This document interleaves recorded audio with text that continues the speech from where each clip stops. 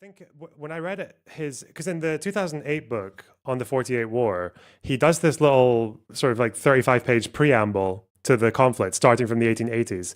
And the way that he summarizes the pre-World War I phase, I just don't think it, like, I think you'd be better off just reading like the people he's citing, like Neville Mandel, right? Where you'll get a lot more detail on what happened there. And the same with the Mandate period. I can't remember what exactly it was, but there were a few things where I felt like he was just taking particular events in that conflict and just like laser focusing on them to push like a generalization that didn't really make sense. Wow, Ethan, great moves. So 3 hours. Ethan Klein, I'm not going to watch the whole thing. Ethan Klein has drawn a hit piece from someone called Cruel World, Happy Mind. And the reason I think this, I've heard lots of opinions about this one, and then they debate afterwards. So I just want to get a feel for this video, and then we'll watch the debate, because it's very rare where you get to see one of these potential slop snarker, whatever the fuck people actually taking the stage and standing to scrutiny. Wow, Ethan, great moves. Keep it up. Proud of you. Is Ethan Klein a joke thief? Vape Nation! So today, H3H3's just gone bad crazy. What we do here... Yeah, the reason this video came to my attention was because this creator did a public statement after this video because she got backlash for not describing the war as genocide. I believe one of the people she apologized to in reference was Mr. Empanada. Watch it at 2x. Thank you for the 1999, Alita. I really appreciate that. Wow. Let's go. All right, hang on. So kind. Blowing me away. And that's also reminding me, grateful old me, that there is a Super Chats goal ending in 53 minutes, and it still requires 7 more contributions. Chat! 7 for the goal. Come on. Thank you. Thank you very much. So I'm going to watch this video essay at 2x. 2x is fast. Just remember. Go back.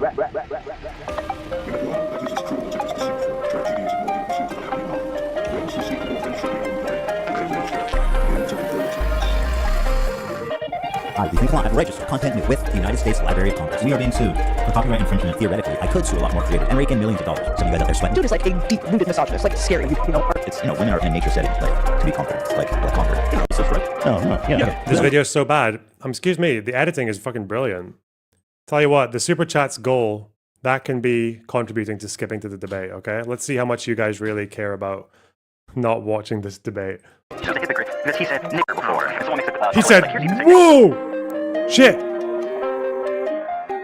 You either die a hero or you live long enough to see yourself become the villain. I've gone goblin mode over way less. I got the button. I'm ready. You tune in to watch your favorite podcast. It's a casual stream where it feels like friends who are hanging out with you, talking about the funny things happening online. I'm a messy bitch. I say that all the time.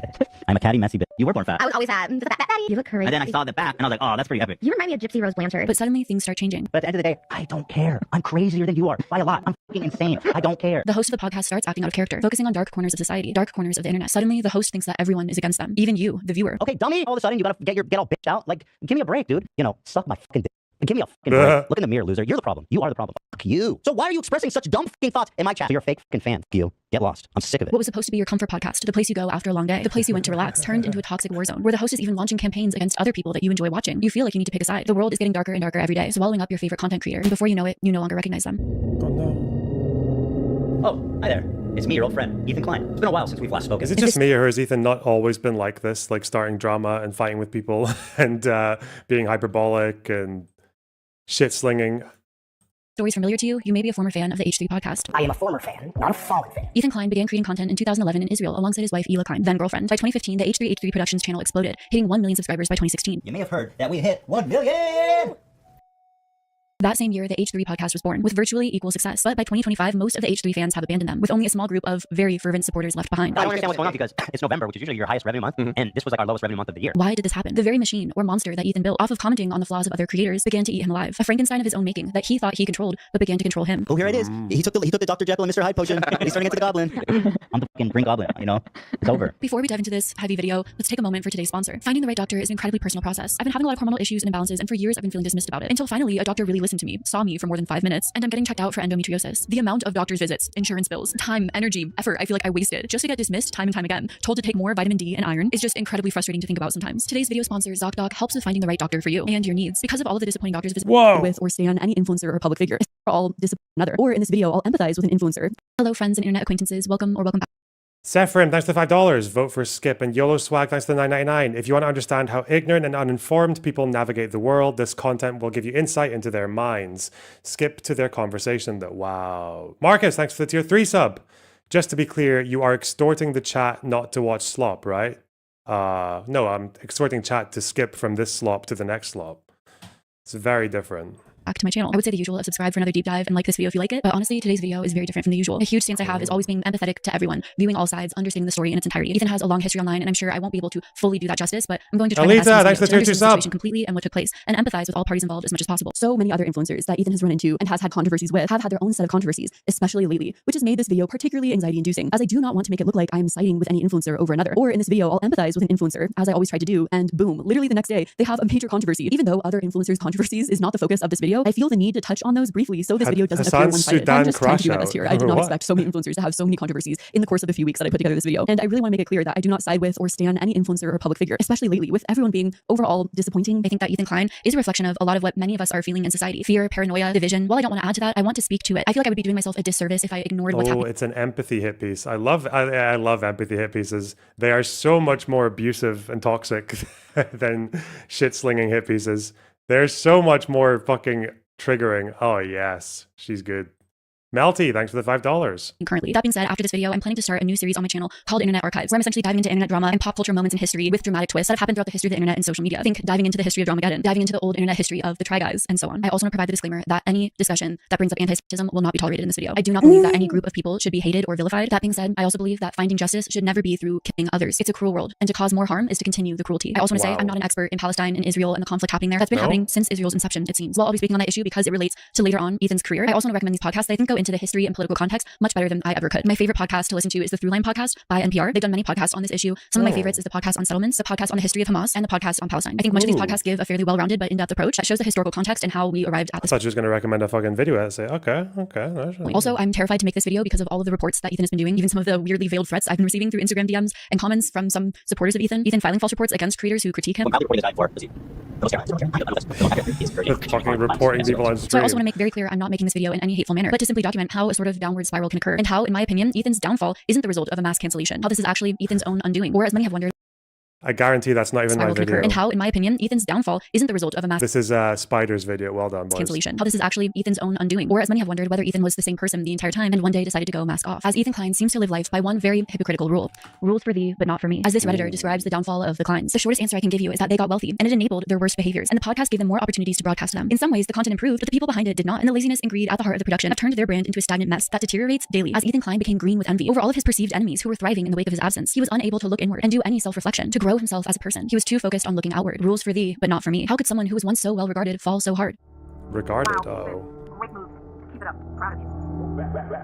Ethan was studying English literature at the University of California, and suddenly he began experiencing intense waves of crushing anxiety. Right before I went off to college, I started having really severe panic attacks. I was pretty sure that I was losing my mind. I wouldn't sleep for days on end. My problem was like circular thinking. I could not stop thinking. And if it was one thing that was bothering me, something that so doesn't matter, I would obsess over. Like I couldn't stop thinking, but I couldn't help myself. Ethan also has Tourette's. Tourette's is a neurodevelopmental disorder. It's characterized by repetitive, involuntary, sudden movements, or vocalizations, which are called tics. You know, with Tourette's, I've always kind of like buried my head in the sand. I know I have it, but since I was a kid, the more I thought about it, the worse it was. So my strategy of dealing with it was always kind of just to like forget that I have it or try not to think about it. Ethan has spoken openly and publicly about his Tourette's. There's a study that says that 86% of those diagnosed with Tourette's will be diagnosed with a second psychiatric disorder during their lifetime. Nearly 58% will receive 2 or more such diagnoses, according to a study led by researchers from UC San Francisco and Massachusetts General Hospital. You have OCD and Tourette's. Yeah, Tourette's is like related to OCD. And overeating.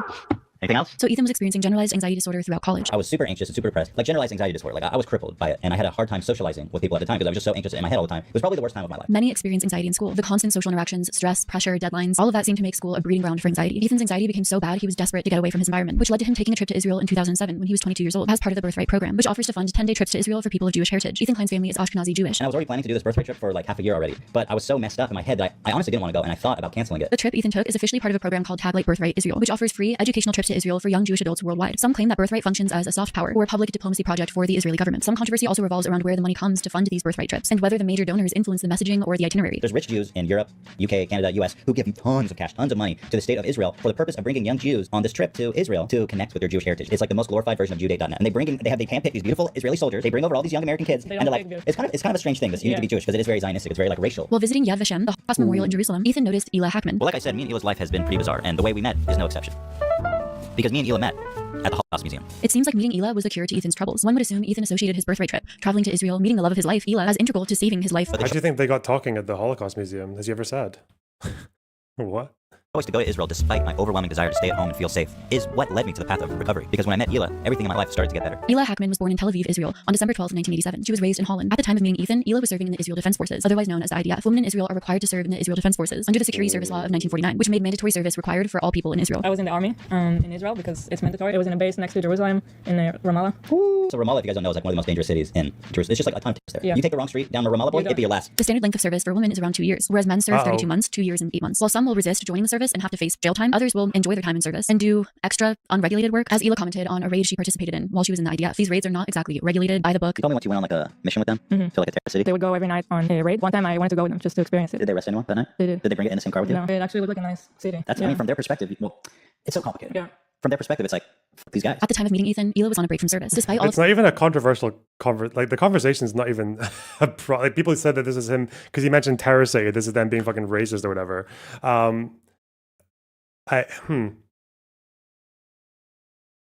The one person who did something very wrong there, I believe, would be whichever officer allowed a secretary to just come riding along in a raid. Like that's probably the person who you should be asking questions to. No, I have a feeling that's not very kosher. Get it? Because they're Jews. Shit.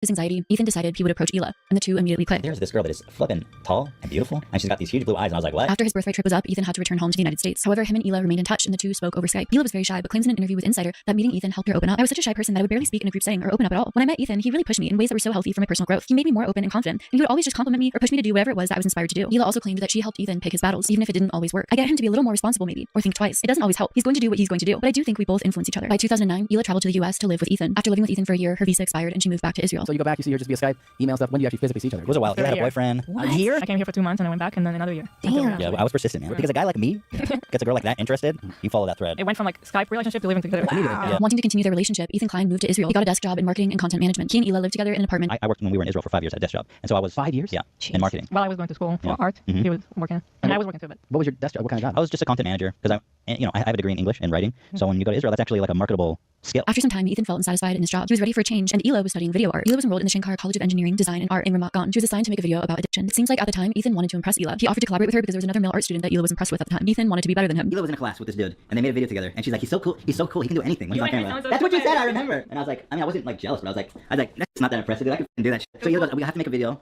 for my art class. So Ethan volunteered to help, and the first video they made together was titled Chocolate, intended to be about addiction. Ela had this project to make this video about addiction. So we said, okay, let's do this. Hey, get Dora!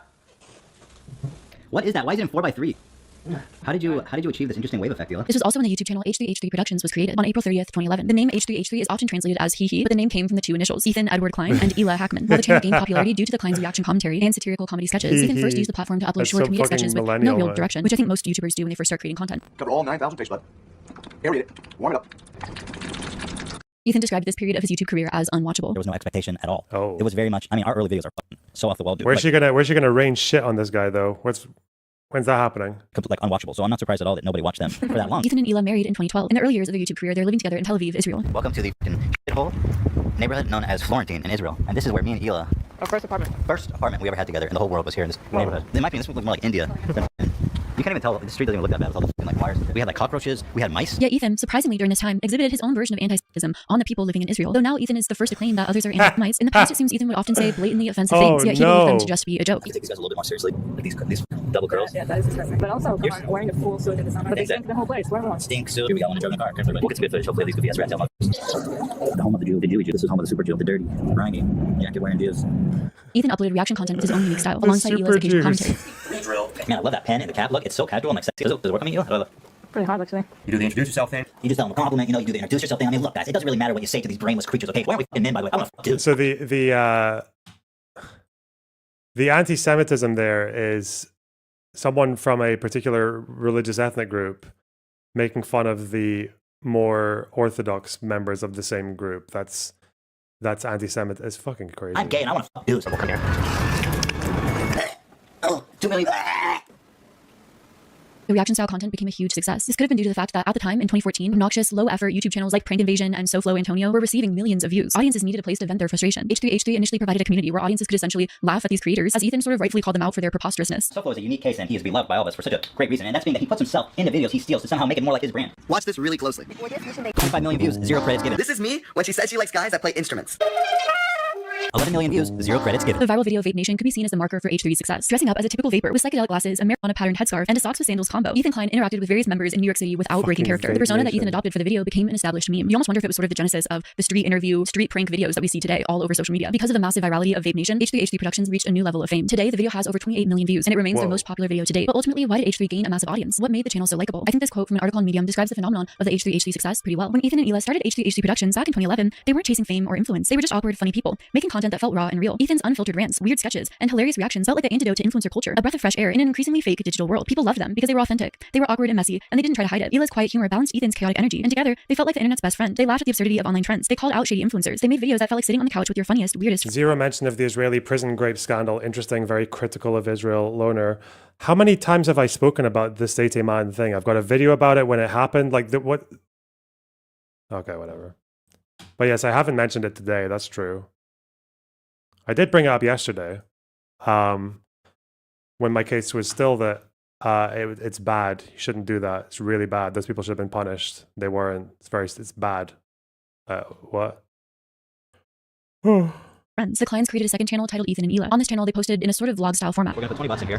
Whatever, and, dude. If we don't win, I'm gonna be in big trouble. This is our last 20, so I really need us to win now. In April of 2015, the Klein family moved to the United States. Initially, they chose Los Angeles, moving briefly to New York City, and then choosing to move back to LA only a year later. By February of 2016, H3H3 Productions reached 1 million subscribers, and only 6 months later, H3H3 passed the 2 million subscriber mark. Welcome to Papa's house. Welcome. Today, I come to you bearing great news, my friends. We have hit 2 million subscribers.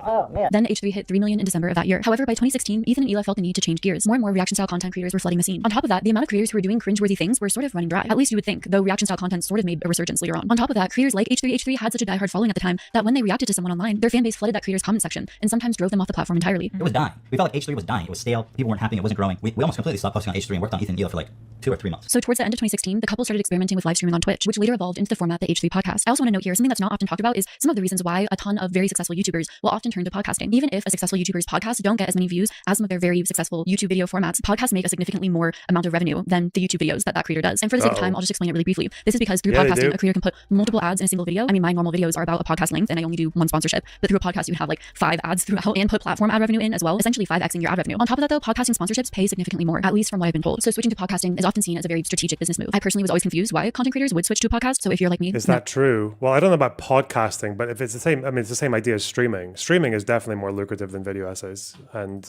prepared stuff. Yeah. Because you're just making content all day. And it's a very different kind of content in the sense that the longer the hours, the better. You know that when I would, at the very beginning of this live channel, when I would look at algorithms and or look at what videos are performing better, it was especially when I went through different editors, they said that 1 hour plus videos got more views, almost like by default, because people just preferred having something they could turn on and then just not think about their device for the next hour. Like for like the more background noise, the better, right? That's what you guys are like. 20-minute self-contained little snappy videos. You guys don't like those. The first episode of the H3 podcast was uploaded on April 3rd, 2017, featuring Dustin Roiland. Welcome, everybody, to the first episode of the H3H3 podcast. We're so happy to have you here. We're so excited to bring the show to you guys. Today, we have a very special first guest, Justin Roiland, the co-creator of Rick and Morty, and a very close personal friend of ours. Guys, let's jump right in. But the HD podcast didn't just interview Ethan's famous friends. They also spoke with Ethan's famous influencer friends, which was, at the time, different from other podcasts. This means that the HD podcast filled a void in the budding podcasting space. Most podcasts that had an interview format sought out traditional celebrities to interview. They didn't really take content creators seriously, despite their ever-increasing influence at the time. Joined with us today is Markiplier, the legend. I don't know about that one. You are kind of a legend on YouTube, my friend. And with us as well is Ian from Smosh, another legend. Titans of the industry. Titans, the most important people on YouTube. How are you feeling about all this praise? I don't know, man. But early on, the HD podcast provided a space where some of the biggest internet personalities could come onto the show and tell their story. For example, the content creator PewDiePie often makes gaming videos, but going onto the HD podcast, he told a behind-the-scenes story of his life, the complexities of fame, interactions with other creators. This gave an inside look into what many people were becoming more curious of, the behind-the-scenes of being a YouTube personality. Is there anything that other YouTubers do that annoy you? I wish you asked me that first. I can think about it a little bit. What came to mind right ahead was like the double-sided, two-facedness. I guess a lot of people act one way online and then offline. They're the worst fucking person you've ever had to interact with. They're so bad that they don't realize they're bad, so you just kind of laugh at them while they're bad. Ethan and Eli's existing fan base from H3HD Productions gave them a launching pad for this podcast. They were able to easily connect with other creators, have them as guests on their podcast, compared to a podcast that's just starting out, and were able to cross-pollinate audiences. By January of 2018, only a year later, the HD podcast rivaled the H3HD main channel, pulling in hundreds of thousands to millions of views per episode, which was unusual for podcasts at the time. That being said, many did complain about Ethan's job as a host. Even back then, early on, people thought that he wouldn't often ask the hard questions of the guests on the show, or would often interrupt. It's like, no. Oh my God. Which was so funny, but I love that guy. Because you know what I hate about the guy? Watching him out with a bagel. And I feel like I can visualize he wanted butter on him. In the airport. Yeah. Usually on YouTube, I have no problem watching myself back, but on the podcast, it's like, oh my God, my Tourette's is like so obvious. And you know, when you're sitting with somebody and you end up talking over them, in your mind, it feels like a conversation. But in the VOD, you're just like, you fucking idiot, just shut up. The HD podcast channel has since launched several spin-off shows, most notably After Dark, H3 TV, and Off the Rails. It seems like the HD podcast started as a fun and casual show, but over time, along with the success of the show, Ethan began to view himself as a serious podcaster. He essentially ripped himself away from his roots, and more, the clients began diving into serious endeavors, bigger and bigger investments that were reliant on an audience who loved and adored them. But they had millions of fans who loved and supported them. That would never go away, right? In 2017, Ela was inspired to start a clothing company. Ela went to art school. She liked fashion and design, but she felt like there was a lack of colorful clothing on the market, especially for adults. She compared in an interview this. Wait, what was the top comment there? It's not a conflict, it's a genocide. Surely your research, not to mention the myriad images and reports all over social media, has at least led you to that conclusion. For anyone reading this, here are a few sources. Fucking Edward Said, Ilan Pape, oh my God. Fucking hell. Muhammad Al-Kurd. Research. Okay, man. Fuck me. What a pompous cunt. They've been pinned by the creator. Oh no. I don't even fault people really. When there's that much like fucking academic prestige around this like fucking worldview, despite the fact that it's basically resulted in nothing for the last 100 years of people like following that orthodoxy. Jesus Christ. Ouch. To the colorful clothing out there for children. So she said, I just decided to try and go for it. I just designed one capsule and thought whatever happens, happens. This decision to start a clothing line coincided with the adpocalypse in 2017. Many creators saw significant drops in ad revenue. Ela said, have you read Rashid Khalidi? Yeah, I have, yeah.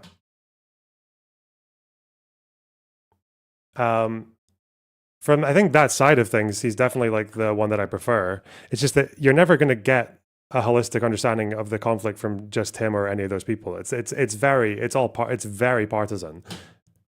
It's quite hard to find a source on Israel-Palestine that isn't partisan, which is why you have to go through quite a lot before you know what the fuck's going on. Whatever happens, happens. This decision to start a clothing line coincided with the adpocalypse in 2017. Many creators saw significant drops in ad revenue. Ela said, over the course of 2 weeks when the adpocalypse happened, the revenue went down 80%, which was just insane. And it kind of shook us because all of a sudden you realize you're totally at the hands of this company and you don't know what could happen at any moment. Ela decided to call the brand Teddy Fresh because Ethan and Ela loved the name Theodore or Teddy. Theodore happens to be the name of their first son. Teddy is the nickname they have for each other. Following the launch of Teddy Fresh's first collection in October of 2017, the brand almost immediately saw massive success. Much of its apparel would sell out shortly after dropping, and the line reflects Ela's own Benny Morris is good. Benny Morris is good for the 48 War. He's definitely like the big guns historian for the 48 War, but for other things as well, even his little preambles that he gives of the British Mandate and before that, you'd be better looking at other sources, I would say. Style. While in the past, I would certainly commend Ela for having a very creative style. Often, some of the outfit ensembles that Ela chooses feels very childlike, with also Teddy Fresh having a little teddy bear as a logo. I don't know. Maybe it's interesting. Whoa! Keep it up. Proud of you.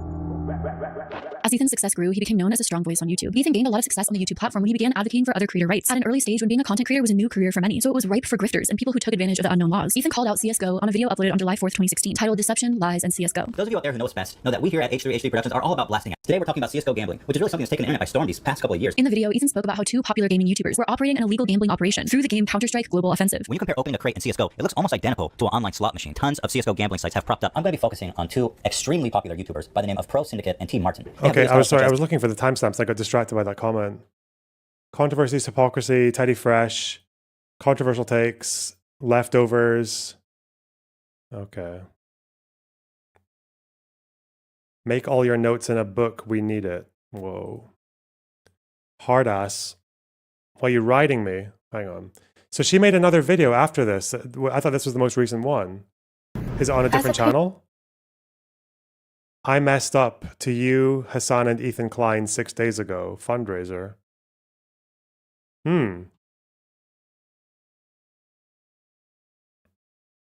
Should we go with this and then the debate?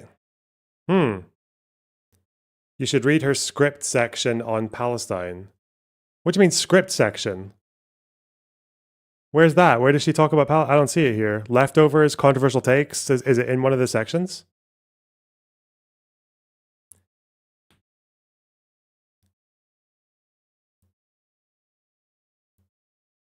It said Bad Empanada in the title. What? Where's this video? Israel is 100% committing a genocide. Oh, and no. I feel so deeply ashamed of myself and disappointed that my video could have been interpreted in any other way. This is the first time that I'm going to try filming a video without doing any cuts and just speaking openly, honestly, uncensored. So hopefully YouTube doesn't take this video down and people don't mass report it. But yeah, when I first made that video, or announced that I was gonna make that video, I guess it was posted on the H3 podcast subreddit, and I started receiving a ton of just mass hate comments, hate messages, almost I did think that she used NPR. God, people, that alone, to the, just so you know, to the lefty crowd that would be mad at her, that citing NPR podcasts or whatever, that is 100% a red flag to all of those people.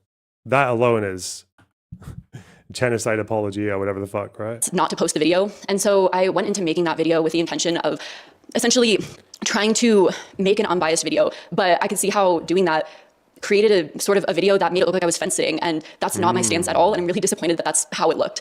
I had seen Ethan do streams where he's reporting videos as terrorists promoting terrorism, and I did not want that to happen to my video after weeks of research and effort put into the video. And honestly, I was afraid that making certain statements would increase that possibility of the video getting taken down. Oh, wow. I had seen sort of call it the genocide so you could make money. I think when I read it, really harsh messages, harsh comments, and was afraid essentially. And ultimately, that made my video look cowardly and made it look like I was fence sitting, like I was a centrist, and that's really embarrassing. I hope that overall my stance comes across, but I also knew that I was out of my depth in covering Palestine, and that's why I was trying to recommend podcasts and things of that nature. You'd be better off just reading I hope that also there's not random people that are watching this that have no idea what I'm talking about. If you have no idea what I'm talking about, I just covered a video on H3 and Ethan Klein. And in that, I talked about the Israel-Palestine genocide that's happening, except for I used the word conflict because I was so nervous that YouTube would take the video down. I was nervous about censorship. That's been a huge issue that's happened just recently over the past videos. The video that I did on Anna Paul. What made you say that Morris is writing on the mandate period isn't good? It is good. It's just not like, it didn't really make sense. But I can't remember what it was definitely the case with, I think in the 2008 book, it seems like he's already trying to explore his theory of basically jihadism being like a big motivator for the anti-Zionist movement. And he's like quite selectively quoting the more Islamic-leaning thinkers who oppose Zionism as opposed to the ones who were less motivated by that. So yeah, there's maybe a few.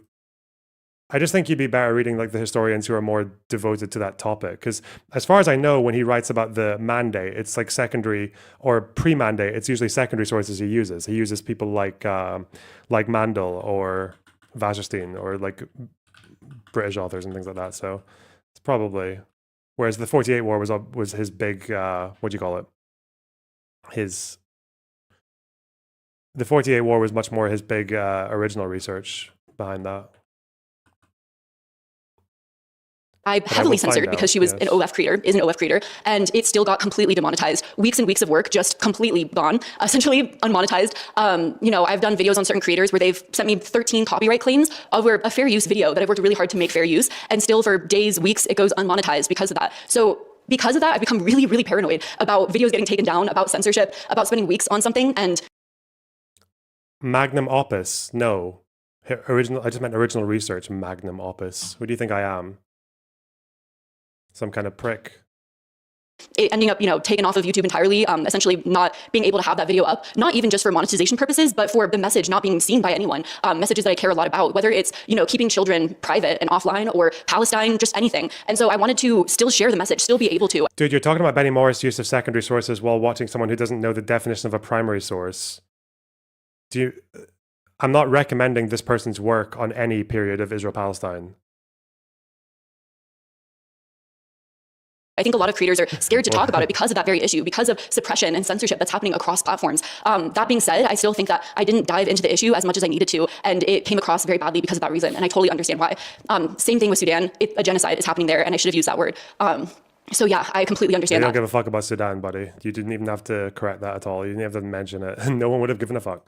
Essentially, the reason why I also recommended the Throughline podcast, though I don't even know if that's a good enough source. Again, it's out of my depth in that area. Politics is not an issue that I cover very often or at all. But the reason why I recommended those podcasts was because I almost think that this genocide happening now isn't even the extent of a lot of these issues. There's a huge historical aspect behind it, especially with Israel. I really recommended the Throughline podcast, and especially the podcast on settlements, just to see how since Israel's inception, they've been they started on Palestinian land. They've been continually subjugating the Palestinian people, encroaching on their land, pushing them away and away and away, and yet simultaneously claiming that they're being targeted by Muslim countries. Of course, the Palestinian people, out of desperation, are going to try to find a way to fight back. And the second that they try and fight back, they're being called terrorists. It's fucked up, and I think that's really fucked up.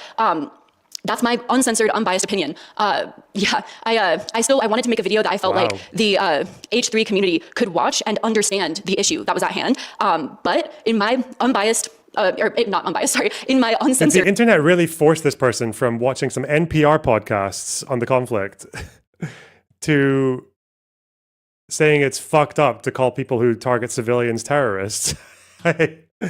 God, the internet is so powerful, man. What even is that? What just happened? What's going on? I thought you were out of your depth, but now you're very sure it's a genocide. What the fuck? Man, she must have got bullied really hard. I mean, I remember what it was like. I remember speaking slightly out of turn, and the response that you get from these communities is fucking horrifying, but gosh. Especially when someone comes in with a list of books, that's how you know that person's on some real shit. It's not even audience capture. How many of these people who were attacking her were part of her audience? Opinion. I think that the oppressors will push and push and push on the oppressed, and then when the oppressed try to fight back, the oppressors will point the finger and say, you are the violent ones. And that has happened time and time again throughout history. That is my opinion. And I think that Israel is a really good example of that. They have pushed and pushed and pushed on the Palestinian people, and then when the Palestinian people try to fight back, they say, whoa, look at how violent you are. When you look throughout history, they have pushed on them and encroached on their land, done illegal raids, and it makes sense why the Palestinian people would try to fight back and why Hamas came to be in the first place. I think that I was afraid to use certain phrasing that was a little bit too intense in that video because, like I said, Ethan has reported videos and YouTube is very intense. Certain words get used and a video will get taken down completely. I used the Suicide Force video from Logan Paul for 10 seconds once in a Logan Paul deep dive that was about 3 hours long. 10 seconds of footage from that and the video got wiped. Bad Empanada emailed her. Oh, he does that to everyone. He emails people. Yeah, he's very important. Entirely from YouTube. It's been rough out here and I've been afraid because of that. And that's just all honesty. I know that YouTube has come out with some statements saying that they're making it easier to cuss, but and say certain, phrases, but I've been terrified to do that because of my past experiences. And that's just me being entirely honest. But I would still love to know what you think I should do with that video, if I should just take out the Palestine section in general. I know that there have been a lot of theories that H3 has sent certain bots to the comments. Of course, I said that I would film this all in one take, and then this mic ran out of batteries. This is the first time ever filming with these mics. So take two. Last time I was filming, I was talking about Ethan potentially sending bots, but I know that's kind of a ridiculous thing to talk about in this video. So let me move on from that. Let me try and pick up from what I was talking about. I do want to say in this video, it's like little things. It's little things that Benny Morris does here, just little things, but it builds up to an impression. Arab anti-Zionist rhetoric flourished. The Zionists were now regularly charged with aiming to kill, pillage, and violate Muslim women and girls. As far as I remember from the book that he's citing this from, this allegation came from someone who was singled out as a particularly aggressive anti-Zionist village Mukhtar in Tiberias. And I don't think anyone else ever in the entire book that he's citing here, it's Neville Mandel that he's citing, ever made this charge against them that it was this blunt, that they wanted to violate women and girls. Like, this was never really a very frequent fucking charge, but it's like they were regularly charged. But I know the book that he's read. I've read the whole thing that he's got this from. There's no regularly with this level of. A lot of the time it was they're going to disenfranchise and evict the poor farmers. Sometimes it was they're going to take over Al-Aqsa Mosque or whatever, or sometimes it was exaggerating how much land that they owned that they were purchasing. Some people thought they already owned most of the land in all of Palestine when they actually owned less than 5%. So, but yeah, this regular, it's just, this was from a particularly aggressive anti-Zionist leader in an area where there was a exceptional amount of violence compared to the rest of the settlements. But I don't know, just things like that. Yeah, be careful. I was a huge fan of Hassan. I still am a huge fan of Hassan. The reason why I spoke out about some of his controversies is because I had noticed that a lot of times people kind of put you in a camp as siding with either one creator over another, and I really didn't want this video to come across as that. I didn't want it to feel like my stances were coming from another creator's perspective. I wanted to make that really clear. I think that Hassan deserves a ton of credit for the ways in which he's advocated for Palestine and has continually pushed the issue to the forefront of media when a ton of people were not wanting to talk about it, continually pushing the issue into the sort of... Not wanting to talk about it. He spoke about it when everyone was talking about it. What the fuck? Background, myself included, I had not talked about it for a long time. I was scared to talk about the issue. I think a lot of creators are just scared in general because they don't talk about politics and they're not well versed on the subject. And I think Hassan deserves a lot of credit for continually speaking out about it. And I think that's very, very much something that he deserves a lot of credit for. That being said, I think that there are things that I disagree with Hassan on or I thought were questionable. And I wanted to mention that, especially so the video was unbiased as possible. The biggest thing being, I wanted it to be something that, whether you're an H3 fan, whether you empathize with Ethan, whether you're pro-Palestine, you're able to watch and understand each perspective. And that was probably way too ambitious for someone who has no idea what they're talking about when it comes to politics. And I definitely understand that. I also think that there were a few things that I glossed over because Ethan has such an expansive career online that I could have gone more in depth into. One that someone pointed out was the Jimmy Lee situation where Jimmy Lee was accused of SA by employees and Ethan still brought him on to his podcast. And instead of really bringing that up, he kind of, made fun of Jimmy. And, it was just, I kind of glossed over that whole thing since I brought up that incident in the middle of the frenemies situation, glossed over it to move on to frenemies. I could have gone more into that, so I totally agree on that. I think I definitely agree with all of that criticism. And I want to, do the best job possible. I think sometimes it's like I want to put out more content. The thing is, though, you still say that you're clueless about the conflict. So how do you know that people like us or these people actually have no fucking idea? How do you know they have any idea what they're talking about? Able to do that just for the fact of I've gotten complaints sometimes that I take too long to post a video. So I'm essentially trying to balance, doing these extensive deep dives, covering, these issues in a very thorough way, which, I really try to do. I spend weeks looking into these situations, diving into everything. And and so then, but at the same time, I have a tendency to try and go into every single rabbit hole and spend, 20, 30 minutes on topics. And sometimes I think no one cares about this. I'm literally just going on a random tangent about Jimmy Lee and no one's gonna care about it. So I need to condense this down to this video. And so to hear people do want to hear about that, I guess I'm trying to balance that. Do people want to hear about it? Do people not want to hear about it? How do I find that balance? If that makes any sense. I think I do want to say to the H3 fan base, the really diehard H3 fan base, the people that closely follow the subreddit, the people that defend Ethan at all costs, I am getting growingly concerned that you mirror and remind me a lot of the people that I would cover when I did anti-MLM content. What is this? Al Jazeera interview from 7 months ago. Bassem Naim. أنا بذكر مرة من المرات جمعنا وقال الآن في انتخابات داخل الكيان. من الخمسة اللي جرت. يعني أعتقد مش الأخيرة اللي قبلها يعني. نعم. فطلب تقدير موقف وين رايحة الدنيا عندهم وإيش إحنا مطلوب منا. يعني هل إحنا مطلوب منا أن نوجه في اتجاه معين، أن نحرض العرب على عدم المشاركة، أن نحرضهم على المشاركة. عرب فلسطين يعني. طبعا الموضوع في موقف شرعي وفي موقف سياسي وإلى آخره، لكن هو فتح الأفق لأنه نفكر بعمق كيف يمكن أن نؤثر. قد يكون هناك مطلوب عمل ميداني. أنت بتتذكر في 96 نعم شموان بيريس خسر الانتخابات بسبب العمليات الاستشهادية. صحيح. وفاز نتنياهو لأول مرة كرئيس للوزراء.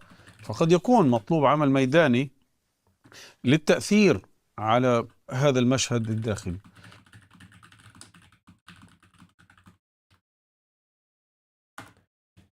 spitting.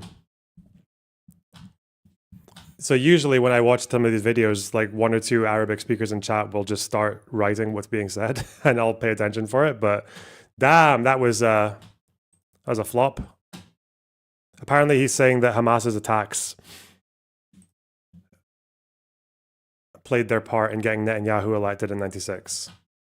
Although that's not really controversial. Maybe it's unusual for a Hamas person to say it, but. Or MLMs, people that are deeply involved in MLMs, you remind me a lot of them, to be honest. Where, you know, Ain't no hella Habibis today, true. Bangladesh tweet. This is why Box Loner is the only YouTuber that gets money from me monthly. Thanks for sticking up for my Bangladeshi countrymen, even though I hate their guts, especially the UK ones. From Ebola Demon. Okay. Cute. they're not allowed, to have any dissenting voices in their community. That does sound like one of my ethnic minority viewers. They're like that for sure. You must always defend either the MLM company or, in this instance, the H3 people. It's a little bit concerning, and it's become very, very toxic, I think, and very toxic for the YouTube community. It's okay to have varied opinions, even if you are a fan of Ethan Klein.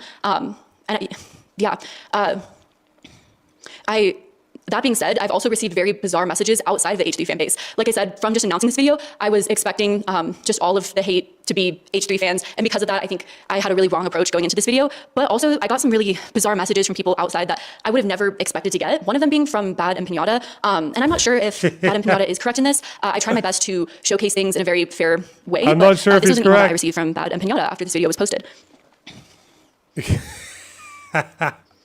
Greetings. In your recent video, How Ethan Klein Destroyed His Career, you included a clip stolen from my channel to imply that I invented the idea that Ethan Klein said his children consumed feces and contracted diseases from them. That was not my intention to claim what, the guy who makes fucking merch about the CPS call? Okay.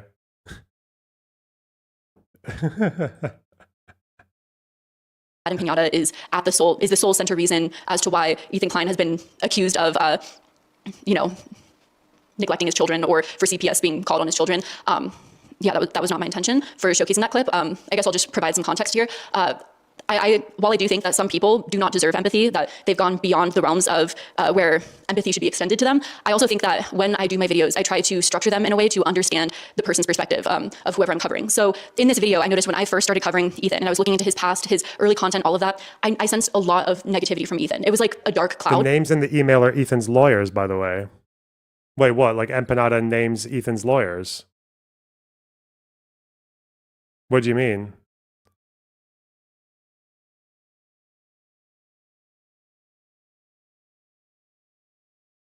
Was hanging over him constantly, and a lot of that could probably be attributed to his mental health issues, which he had spoken about in his early content. And I guess I was just trying to understand, how that escalated to the point to where Ethan is now. And a lot of that likely due to October 7th, and essentially Ethan having an intense cognitive dissonance.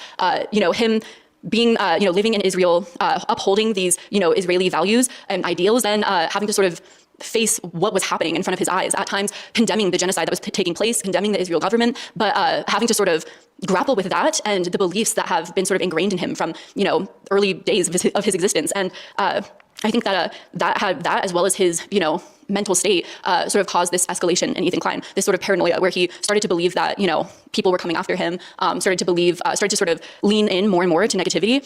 So I was trying to showcase that, and not necessarily through my words, but through showcasing clips in videos to document that.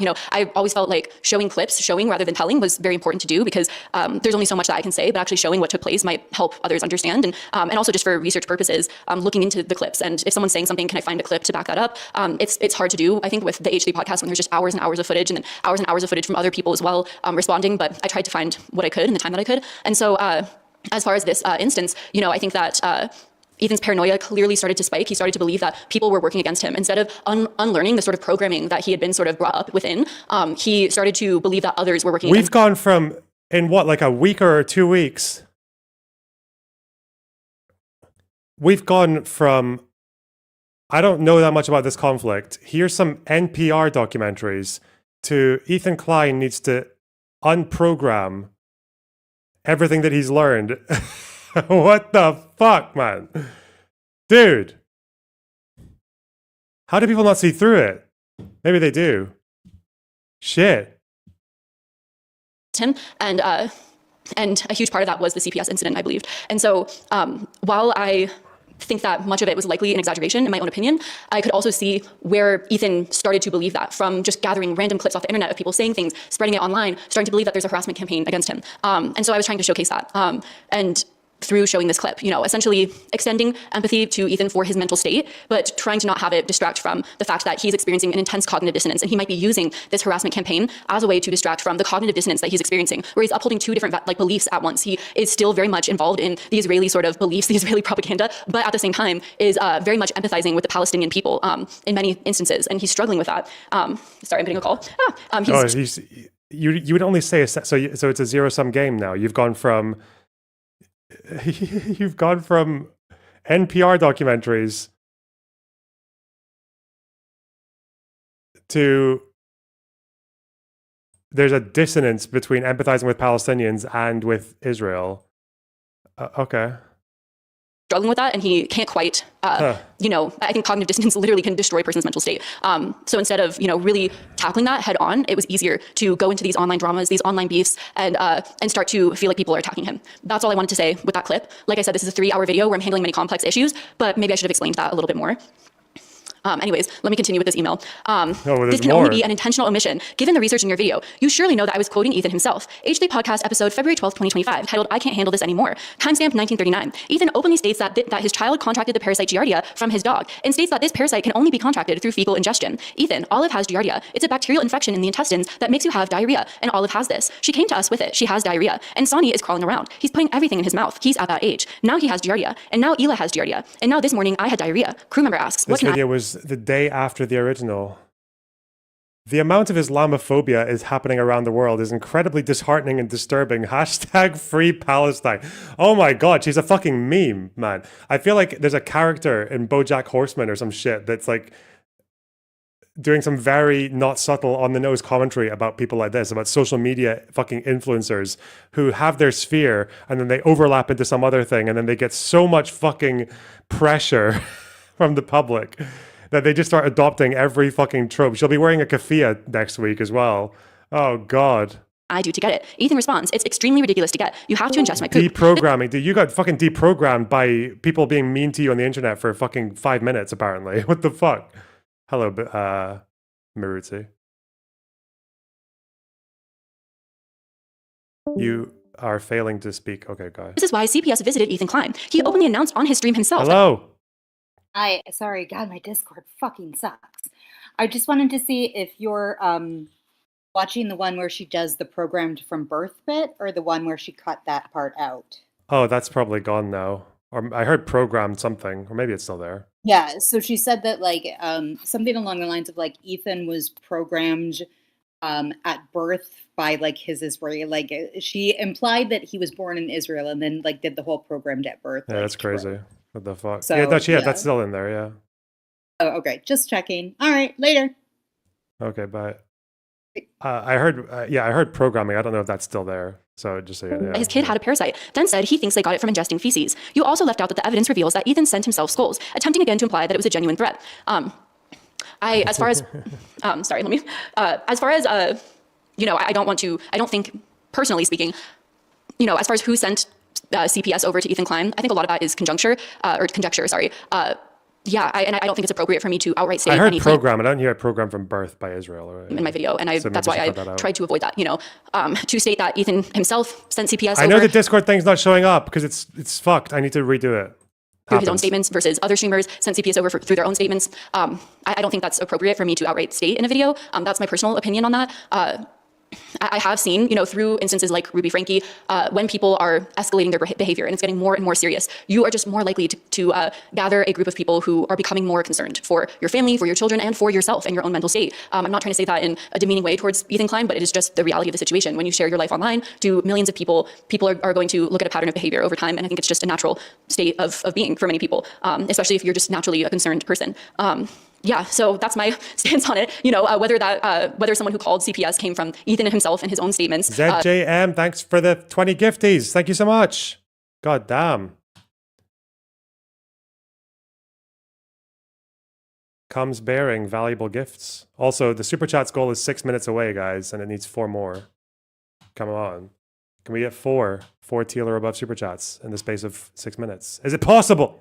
Someone who knew Ethan personally or from other streamers and their own statements is, I think, really hard to track unless you were the person who received the call themselves or the person who called.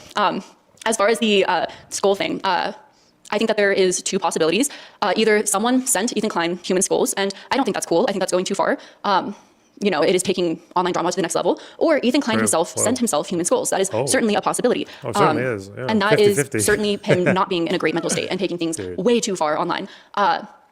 Either way, again, I don't think it's appropriate for me to gather evidence and essentially present a case unless I think it's a really, really solid case. And I did not feel that there was a really solid case there. It was a lot of statements. It was a lot of that were made online. And I just didn't feel like besides the actual, there were skulls sent, I didn't feel like there was enough there to make a solid statement or opinion myself. I think those are the two possibilities. And it's kind of up to you as a viewer to draw your own conclusion or yeah, I think that anyone who is going to intensely push one thing or another as far as the human skulls, ultimately, I'm scared that also kind of detracts from the overall message. Personally speaking. Again, I don't want this also to detract from my message in this video, but just because that's in this email, I'll respond to that. I have instructed my Josie, thanks for $10. 3 more to go, guys. 3 more. 3 more. Lawyers, which let me double check that I'm pronouncing their names right. Ron Bar Nassim, okay, Ron Bar Nassim and Tiffany Hea to examine the possibility of legal action against you for these intentional omissions designed to defame me. Oh, he's threatening her with Ethan's lawyers. Those are the names of Ethan's lawyers. Okay. Oh, God. And she's taking this shit seriously. That's fucking hilarious, man. I suggest you look up Tiffany in particular. She has some very interesting connections, and you really don't want to mess with her. Have a good day, Joan.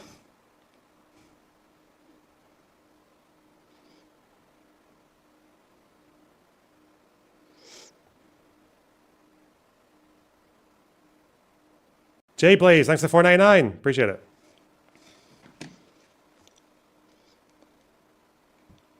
Yeah. Also, because I kind of briefly mentioned threats and everything from the H3 fan base, and I know that that legal message is probably going to lead to a lot of them saying, see, now you're getting messages from the snark community, you're not getting them from our community. What I'm specifically referencing is I got a message from someone saying that they're setting my hoodies on fire. You're getting bullied by a mentally ill fucking terrorist dick-sucking fucking loser who looks like a smashed up fucking Neanderthal skull. Like, yeah. Why? I have no respect for someone who takes this shit seriously. What the fuck? Jesus. Dwayne, thanks for the $5. And Jem, thanks for the 5 Australian. Fine super chat for the goal. She said programmed since birth earlier, but re-uploaded. She forgot or chose not to edit the second time. That was less bad. Interesting. Which I don't sell hoodies anymore. I haven't promoted merch in a while because I just don't think, I feel like I want to actually make something good. Well done not for that the my old goals, stuff wasn't guys. good, Well done. I designed a logo that I liked and everything, but it was through Teespring and I heard a lot of quality issues. I thought it was just kind of like hit and miss, and so I haven't promoted it. But they're like, I bought your hoodie a while ago and I'm setting it on fire if you make this video. So it just felt like that was kind of a threatening undertone, essentially. Is it a threat? Like you are going to, but it was essentially a lot of that. And other comments and messages saying that the H3 community will harass you for months if you make this video and you're never going to live it down, essentially. I've heard from other creators that they've received kind of similar levels of hate after making content surrounding H3. And one person should not be devoid of all criticism, especially if they've said slurs to the extent that Ethan has, especially if they've made, similar hateful content about other content creators. The videos I saw about Trisha, the Boston bombing video, all of that I think is warranted of its own criticism. So yeah, that's all I have to say. But beyond all of that, especially if they said slurs in their life. I'm disappointed in myself for the ways in which I covered Palestine. I was essentially trying to ensure that the video would not get reported as promoting terrorism and taken down entirely, and that I could still essentially promote helpful resources, further a message, be a voice, because I don't often see many voices. I know that some people say that certain larger creators can say certain words and their videos don't get suppressed. They are larger creators. I think that smaller creators have more challenges. At least that's what I've experienced personally with my videos getting censored and taken down. That being said, I'll try to censor my content less. I'll try to, see if I can get away with that on YouTube. It's just been scary lately, and I've been a coward because of that, and I feel disappointed. And that's all I have to say. But this is definitely not cowardly, right? Just going with the most popular fucking social movement in your sphere. Yeah, there's definitely nothing cowardly about that.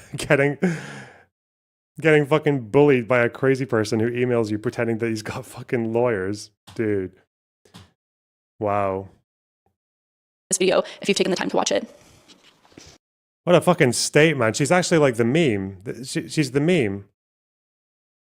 She's the meme of the that right-wingers think about liberals. You know, the straw man where the guy is mad and then he puts a new chip in his skull and then gets mad about something else. The current thing person who just she was probably hashtag fucking stop Coney in 2012, right?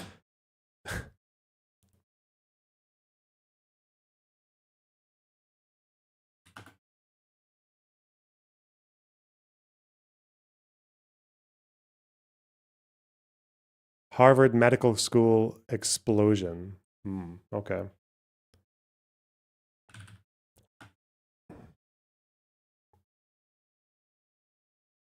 But I do think that there's a lot of people. Okay. Glad it's over. Yeah. Right. So they spoke. They had a conversation on the H3 podcast, which lasted what is this, like 3 hours? Okay. Is what I'm saying. Yeah, but I caught the end of the game. Yes, this sir. is going to be another. Oh god, this is going to be a Noah Samson effect, isn't it? She's going to fumble and flop on every single point, and then make a video after this about how Ethan bullied her, and all her shower thoughts will come out. Oh no, is that a safe prediction? Is that a safe guess? I think we're ready to go. Oh, I'm ready. Yeah, great. So I'll kind of I'll wait for her to get on the line. I'll kind of just give a. Oh, there she is. Hello, can you hear me? Yeah, I can hear you. Can you hear me okay? I can hear you. Yes. All right, Madison, right? Yes. Okay. First of all, thanks for calling. Nice to meet you. God, it was so funny, man. I can never forget. So this timeline. Noah does this video about the anti-debate bro stuff. He shits on Vosh. He does a lot of like sick ass dunks, and then the very moment he comes on for a call, or you're only the one. It's that direct. Fuck the intro. What is this opening line? Okay, first off, I just want to preface this by saying I was watching a bit of the stream, and I think... Oh, look who's in Vosh's chat, by the way. Look who's in Vosh's chat. Denims, hey.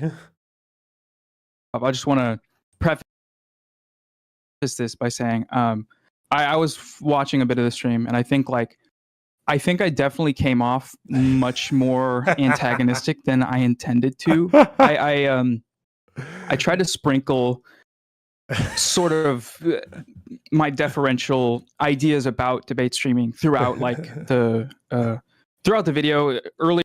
Hey, there she is. Wait, no, not that. There. Hi guys. Earlier on there was more, but I didn't also apply that for a lot of the analysis. Weren't you there? Yeah, I was there. So I just want to I guess upfront say the claim that don't watch debate streams is I probably don't stand by that as a He's whole. Just oh my god. That's just basically how I articulated. I don't know, it was a long video to write, so a lot of things said, but mainly I am coming here not in a manner that is to antagonize, although I think a lot of the claims we can go over, things you He disagree. says this after just dropping his fucking dunk-laden video shitting on people, and then just fucking comes in with the most conciliatory, oh yeah, sorry, I think I was a bit more aggressive, when I was just doing a video essay and wasn't actually having to, respond to critiques in the moment. Really? Wow. Yeah, I suppose I do actually talk a bit more shit when I'm in my echo chamber. God damn it. When I'm being coddled by my audience. So funny, man. Virtually? Yeah. The quintessential video essayist has to fucking answer for their opinions. I appreciate it a lot. So what I want to do today is essentially review the video you made called Am I Helping? And what you went over your script for the video you made about me. And we can kind of just talk through it, right? And I can express myself, you can express yourself, and we'll see if there's any understandings brought. I'm going to try my best to be respectful. And I want to have a productive conversation, right? So that's my goal here. And yeah, totally. And let's see how that one goes. Yeah, honestly, we could probably just turn off chat because I don't want anyone being rude. The Vosh Samson debate in one GIF.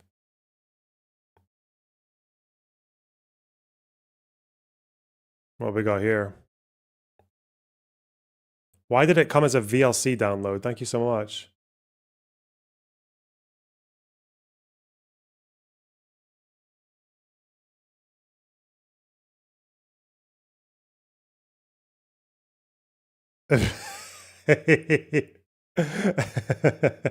Yeah, pretty much.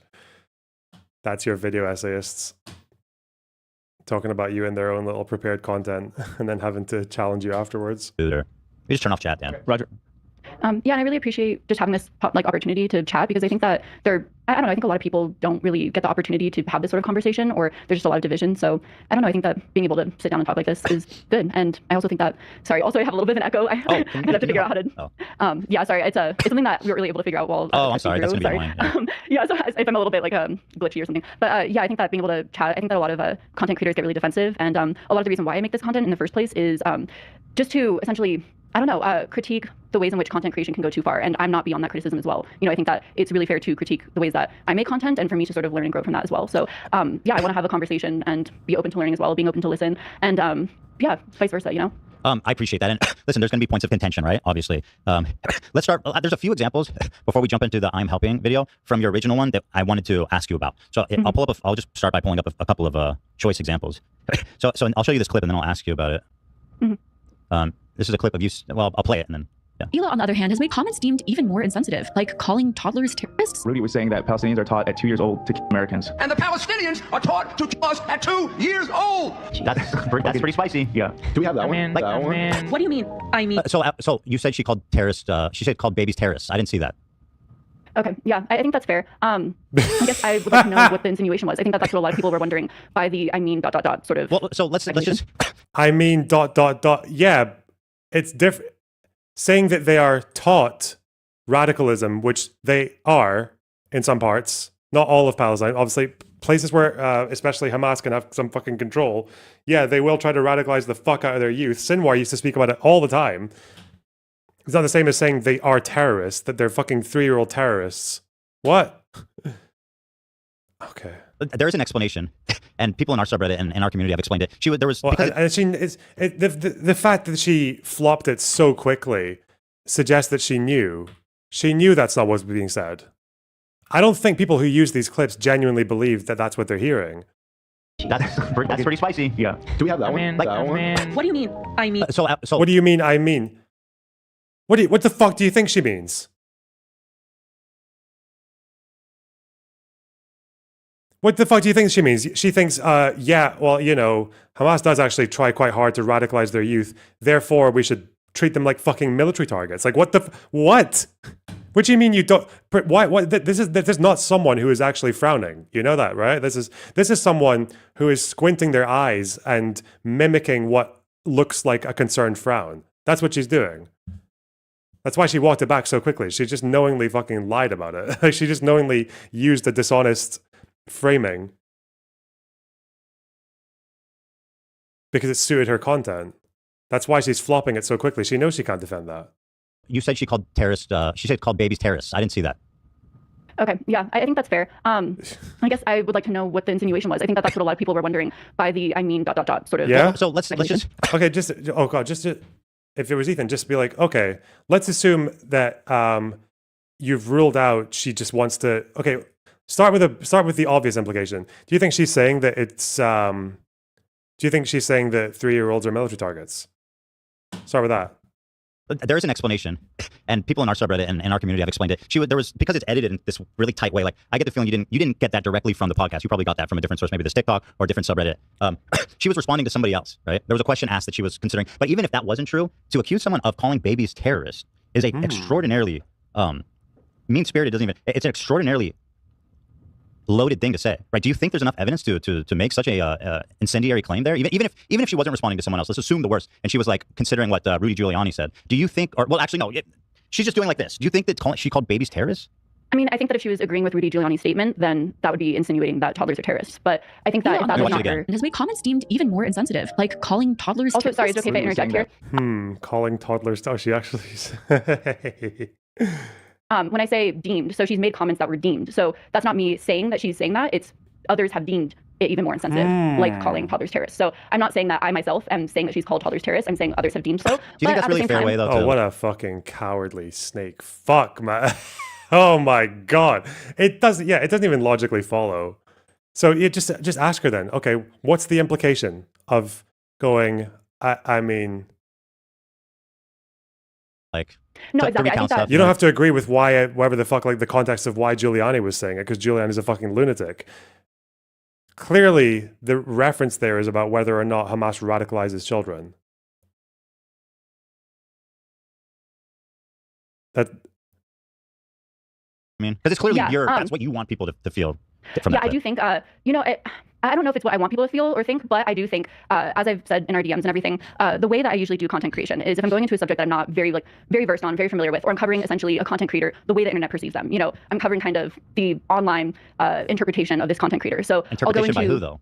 Yeah, many different people, you know. But as you can see in the script, you know, I've sourced the H3, you know, your subreddit as well. But like I definitely concede. I think that did you ever source our subreddit when? Well, I feel like there was really no attempts, or very few attempts, to represent my response or explanation for things. It really, I felt like, was entirely a one-sided account of things. And I mean, you claim that it's unbiased, but I also find that to be like. Oh, I agree with that as well. But it's a really dishonest way of framing it. I agree. So as far as going into future content creation, when I come across, so essentially there's a few different things that I'll do. So finding essentially deleted videos or clips online, there's a few different ways you can find clips. You know, if I find a clip and it seems like it's kind of cut oddly, I should look at multiple sources for clips. I 100% agree with that. So it's like, okay, go directly from the source. You know, always, I think is, you know, going to be essentially my rule of thumb.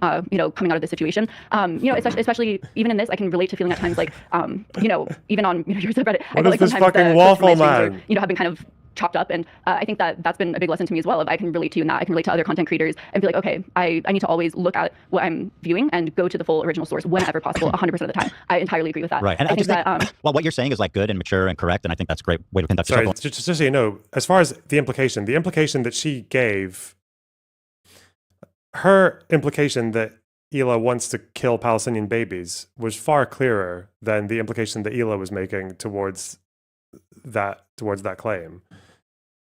You understand that, right? Like Hila's little, well, I mean, is not even slightly implying that she thinks you should fucking kill them, like that they're terrorists who should be targeted. Whereas her thing is absolutely implicating that Hila wants to do that. Implying, sorry. Wow. Forward. I also think she's fucking, yeah. I don't know. Is she just one of those people who, she does maybe, given her response to the Empanada email, it does kind of sound like she just wants to please the last person who's criticized her, but who knows? That, like, if you're accusing someone of calling babies terrorists, that, like, this work should have already been done. That's like an incredible thing to say about somebody. Again, I did not accuse someone of calling babies terrorists. I said, you know, let me watch it again. Deemed even more insensitive. Like again, deemed by others. But like I say, you know, I should go to the source originally, and then, you know, moving forward, and then you know, show on screen the original post of, you know, this is what people have said. You know, I have the link to the original. Let's just saying that Palestinians are taught at 2 years. Wait. But if you're saying she was accused of it, and then you show the clip purporting to show it, that means. But you don't know if that clip is actually supporting the claim? You're just throwing it in there and then following up with what? To kill Americans. That's pretty spicy. Yeah. Do we have that one? Like Kamala, the other one. I could add it. He says that. In the rally. Oh, that's epic. So, I mean, yeah, okay.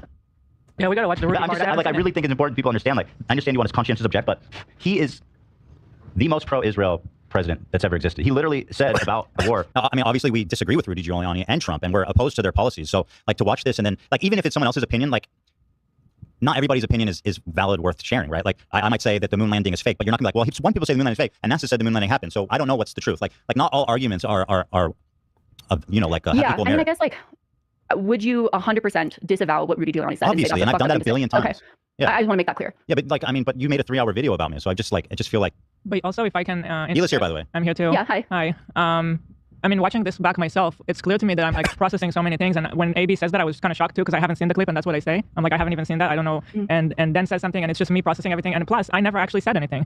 And so, like, it just seems like the way you present it, you didn't even doubt it. Is how I interpret your statement. You say Hila has made comments. You also say it in plural. Like, there's many comments that deemed blah blah blah blah. So, and by the way, the only people making that claim is just snark. Like, but what are the comments? I actually didn't say anything. And that is your example that you show. You show me not saying anything. But and all these kind of talking points always come out of snark. Like we'll end an episode and then we'll see something like this and we're like, what? Like that was like wholesale invented, right?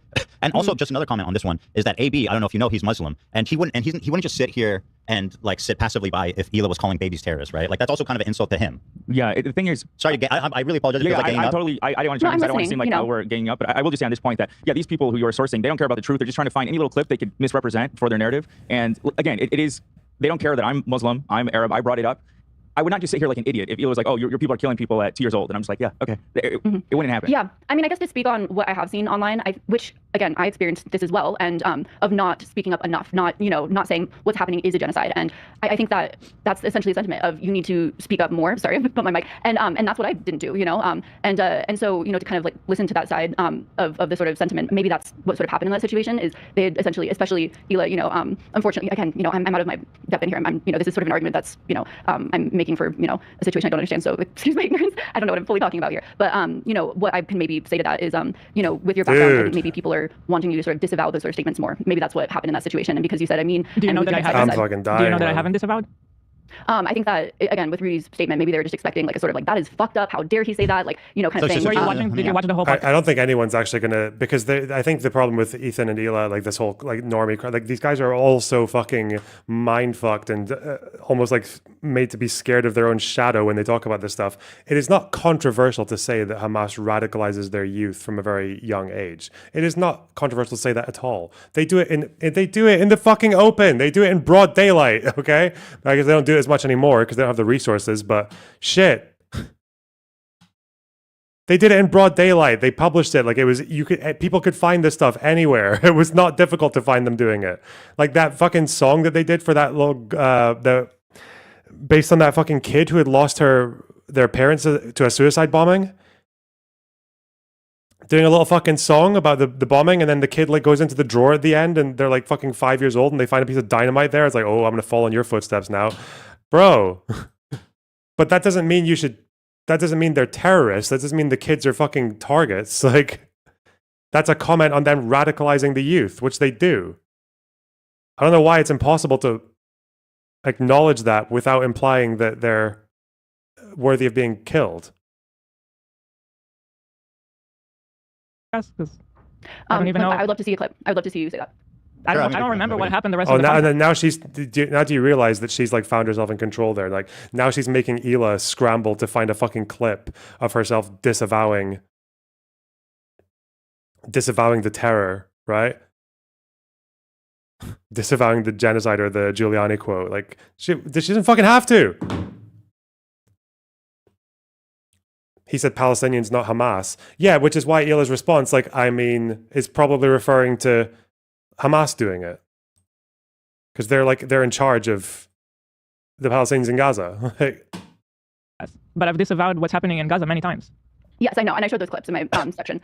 Oh, so she. So what was the problem, I guess, with me? What are the many comments that I've made? Yeah, so again, I was attempting to say these are people's issues with No, but you said Hila has made comments in plural that have deemed, and then you finish the sentence. So what are the comments that I've made? Mm-hmm. Yeah, I mean, I can go online. I think the main ones that I remember seeing, is that, and that was not. She didn't say anything. To be well, clear. what did I say there? If that's the main one, I mean, that's like a really I don't know if you're understanding the gravity of like how much of a fucked up, excuse my poor language, fucked up thing that is to say about because somebody. I do think I don't know if I can't read her mind obviously, but it does look like that's what Hila was thinking. That kind of, it was very like much in response to AB saying like that he's talking about them radicalizing 2-year-olds, and then she says, "Oh, I mean," it sounds like she was referring to something because she's probably been made aware or probably has seen some of the stuff that Hamas teaches to youth. But you call babies terrorists, right? Like that is an incredibly incendiary thing. That's not something to say about someone who like just did this with their head. But also, you started by saying to me right now how much you don't know anything about this. Do you know that I'm Israeli and I grew up there and I have family there? Mm-hmm. Yeah. Okay. Are you assuming that I don't know anything about anything? Because like it just seems like you're just making assumptions about me. I think, you're just making the worst assumption about me without knowing me, without hearing what I've said. Fire. You're putting words in my mouth. I didn't say anything. That is what's happening. There's being words being put in her mouth. I mean, because that like literally. Sorry to cut you off. I really don't want to feel like ganging up. I want to give you all the space. Yeah. Even if she's considering the statement, even if she's agreeing with it, yeah, she's not saying the kids are terrorists. Like it's just fucking hell, man. Excuse us for if it gets like emotional and defensive. Yeah, no, I mean, again, I feel like at times what's essentially happening is I'm being sort of roped in with, this sort of snark drama those aren't always my opinions. I think what might have become botched in the coverage is I'm attempting to describe what's happened online or what's transpired online. So I'm not, I can see how with my coverage it looks one-sided. Again, I can see saying, oh, I'm unbiased is not fucking true, you know. As I tried to describe in my live, I try and take a broad view approach. So it's like, okay, it's let me look at what's flip-flopping transpired over here, what's transpired man. over here. And I don't think I did that enough in this video at all. I 100% agree with that. So just to cap off this one clip. So and the fact that she's walking back on all this shit right now and being so soft, man, the snarkers are not going to be happy with that. They're not going to be happy at all. That she's basically not really wanting to commit to any of these insane claims about Ethan and Hila. There's this fucking Bad Empanada at the keyboard watching this. He's gonna, oh shit, you're gonna have to prepare yourself, mate. That lady is gonna have a lot of fucking characters in their inbox tomorrow. Confirm, she did not say babies are terrorists. Like, you agree with that, right? Yes, yeah, again, it seems within the context of the clip that she's agreeing with Rudy Giuliani's statements. I'm very glad that you guys have both said you do not agree with those statements. Fuck you degenerate piece of shit. Why do you think how do you think after fucking flopping over and chastising yourself and fucking flagellating over not knowing shit about the conflict to one side, now coming on here and admitting that you don't really know fucking dick about what you're talking about with Ethan and Hila either, to say, well, I am glad that I have managed to extract a disavowal from you because I hadn't seen one before. Like, fuck you, man. You're in no position to be purity testing or fucking asking anyone for any concession on fucking anything. Jesus. Sorry if this is a broken record, but again, the words you use in agreement with her is that she said babies are terrorists, not that she's agreeing with what Rudy. No, you said someone else said it. I acknowledge that. And by the way, the source for that clip is from H3 Snark. And again, you can source Snark, but I do think it's important to point out that when that is as I said, I do agree with those sentiments of moving forward. I have to, find other clip sources and, watch the full thing in context and always be sure I'm doing that. Again, usually when I cover someone, it's like, okay, what are their criticisms of them? What are online commentary? What are their support pages? What are things directly from their sources? I try and look at, again, all these different sort of, threads and then pull them together in a video. I think, again, after this experience, I 100% agree that if I'm finding a source and it's a clip from one thing, I need to find the full source. I need to verify. I think that's a responsible, creator ethics thing to do. So I agree with that. So again, sorry to labor a point I've already been over, but just again, Hila did not say that babies are terrorists. Despite what other people said online on Snark or TikTok or whatever, like, that's just a fact. She did not say that, right? She did not say babies are terrorists. Yeah, I think it was an online worry of many people, from what I've read, in social but she media didn't say that, right? Just to be clear. No, why don't we? Sometimes I see this going on, and I sometimes wonder if Ethan and Hila or these I don't even know if they fully recognize what's going on here. You realize that this person is being. Because I think what the impression that a lot of people are getting, and the same with Noah and his debate with Vosh, a lot of people think that because they just look so out of their depth and they're fumbling, and she keeps saying, she keeps on like stimming basically as a way to get through the conversation. But people have this impression that it's really just kind of like ineptitude or incompetence. This person knows exactly what she's doing, right? She knows exactly what she's doing. She knows that she just needs to fucking finesse her way through this conversation and sort of like butter people up as much as possible just to get through this situation she's in right now. And then tomorrow she'll get backlash, and then she'll have to shit on Ethan and Hila even further to keep them happy. Like, this is very strategic, like what she's doing. It's maybe not a good strategy, but it does speak to someone who is just like desperate for the approval of like as many people as possible, and all of her concessions are non-concessions as well, right? Which is why she went from, oh yeah, I didn't actually claim that, it looked that way, these are concerns that other people had.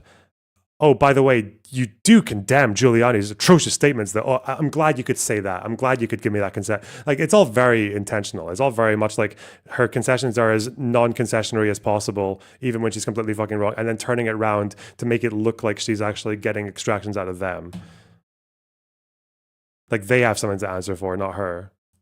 She said, and nodded her head. And again, I guess moving forward, again, it's, I'll have to, practice discernment with each situation, but especially with a very sensitive situation like this, maybe just saying exactly what was said in the video before showing the clip. And, the whole context of that conversation was we were talking about how Trump was horrible for Palestine and he was worse for Palestine than Kamala would have been. So like even the whole context of the conversation, if you go back and look at it, is being critical of Trump and Giuliani and all those people for being, demons when it comes to advocating for Palestinians, or they're doing the opposite, right? They're advocating for against I mean, I Palestinians. don't doubt that. Here's the beginning of the conversation, just to give Palestine. The movement of not voting is so funny to me. Especially by people pro-Palestine, because if Trump gets elected, he's the most pro-Israel president of all it's time. not good for the movement. Like, he is fucking insane. Like, Dude, Israeli Rudy was saying that Palestine. I guess it's just a little bit before that, but we can move on to a different one.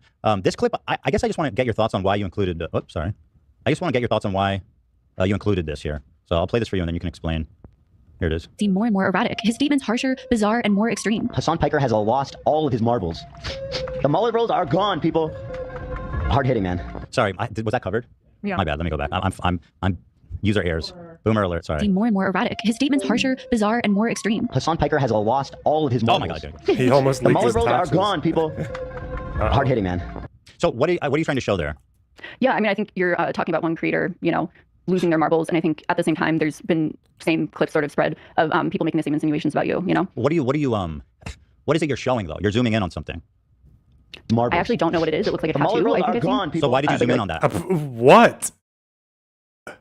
I'm not gonna. I work with a team of people, but I'm not going to, talk about their choices and. You know what I mean? I'm not gonna. Well, I mean, not really, because I mean, it is your project. Ultimately, if it's representing you, I would certainly not want my other collaborators having hidden opinions in there that I didn't approve of, right? Like that doesn't make sense.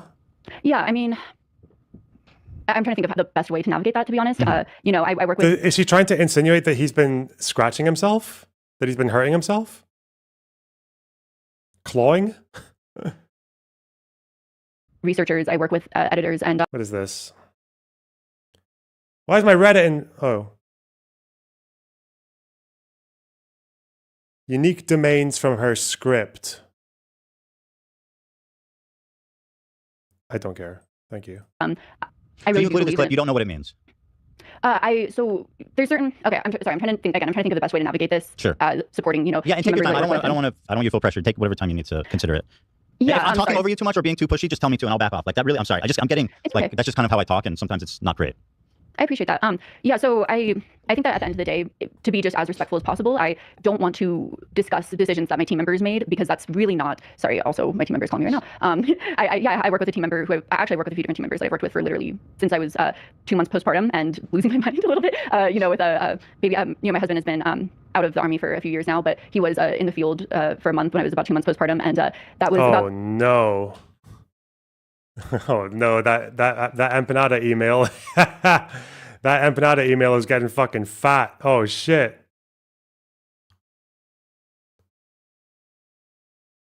That was usually the point when I was like, okay, I don't know if I can really be a military wife. And yeah, that was actually the time when 2 of my team members found me, and an editor and a researcher. And, we've been working together for a long time. And I think that ultimately, as a content creator, all of that falls on me, all of the decision-making process, all of the researching process. So yeah, there's some things in there that are mistakes that I didn't do, like there's some things in there that were research links and things that I didn't provide. But at the same time, I verified all of it. I'm the one that posted it. So it all falls on me, if that makes sense. And also, as part of the growing process, it's my job to sort of be like, okay, how can we grow from. But you just said that you were not going to account for what's being said with that clip because it was your team's decision.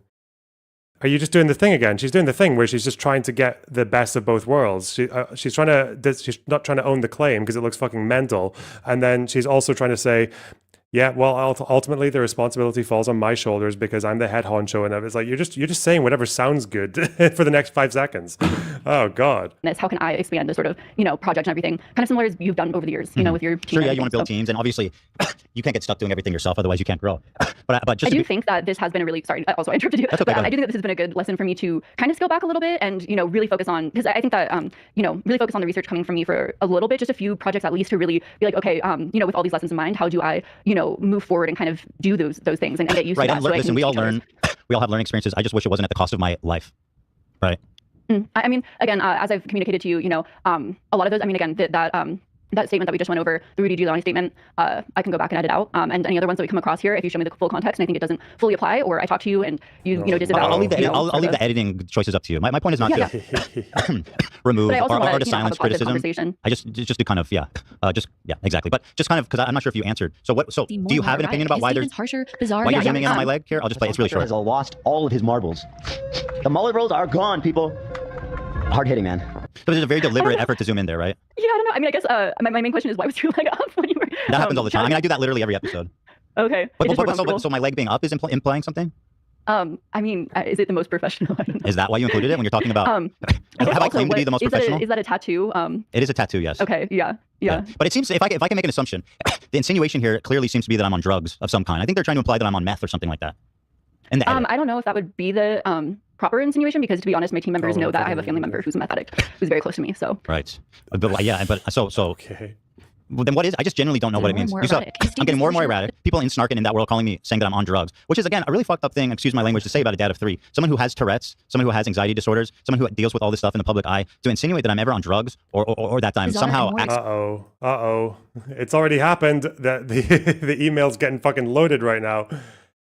This helps to explain why Cruel World Happy Mind constantly makes videos where he justifies the mass murder of. Oh no, this is a fucking edit. I'm so stupid. All right, thank you. My husband was at Fallujah. He had to leave Iraq due to persecution just because he committed war crimes. There it is. That's coming. That's the email. The email's happening. The feed's gonna be fucking explosive. Shit.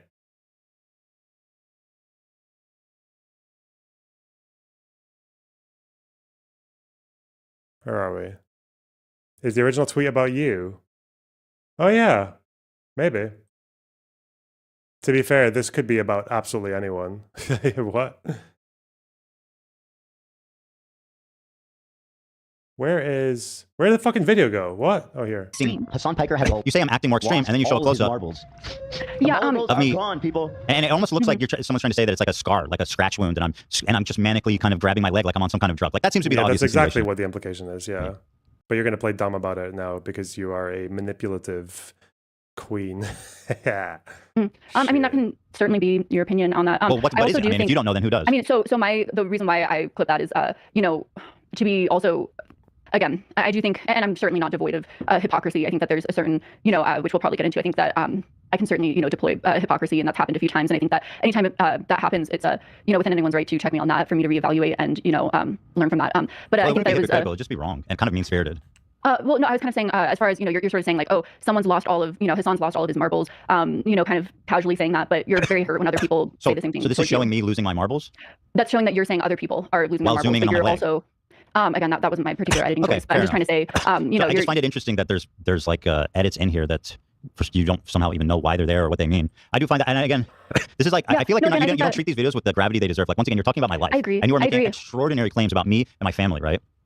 Like damaging, hurtful, like career, reputational, and just personally, like very hurtful and horrible things that should never be said without an extraordinarily serious, I'm a person, right? Like at the end of the day, I'm not just like some fucking drug addict with his foot up on the desk that you can just say anything you want about. Like, it's just I am a person here, right? Like, and all these people that you sourced, all these snarkers and stuff. I mean, like, I don't think even you can tell me with a straight face that these people are not obsessed and attempting to destroy my life and everyone's around me life with whatever means they have. Mm-hmm. And it even means lying outright.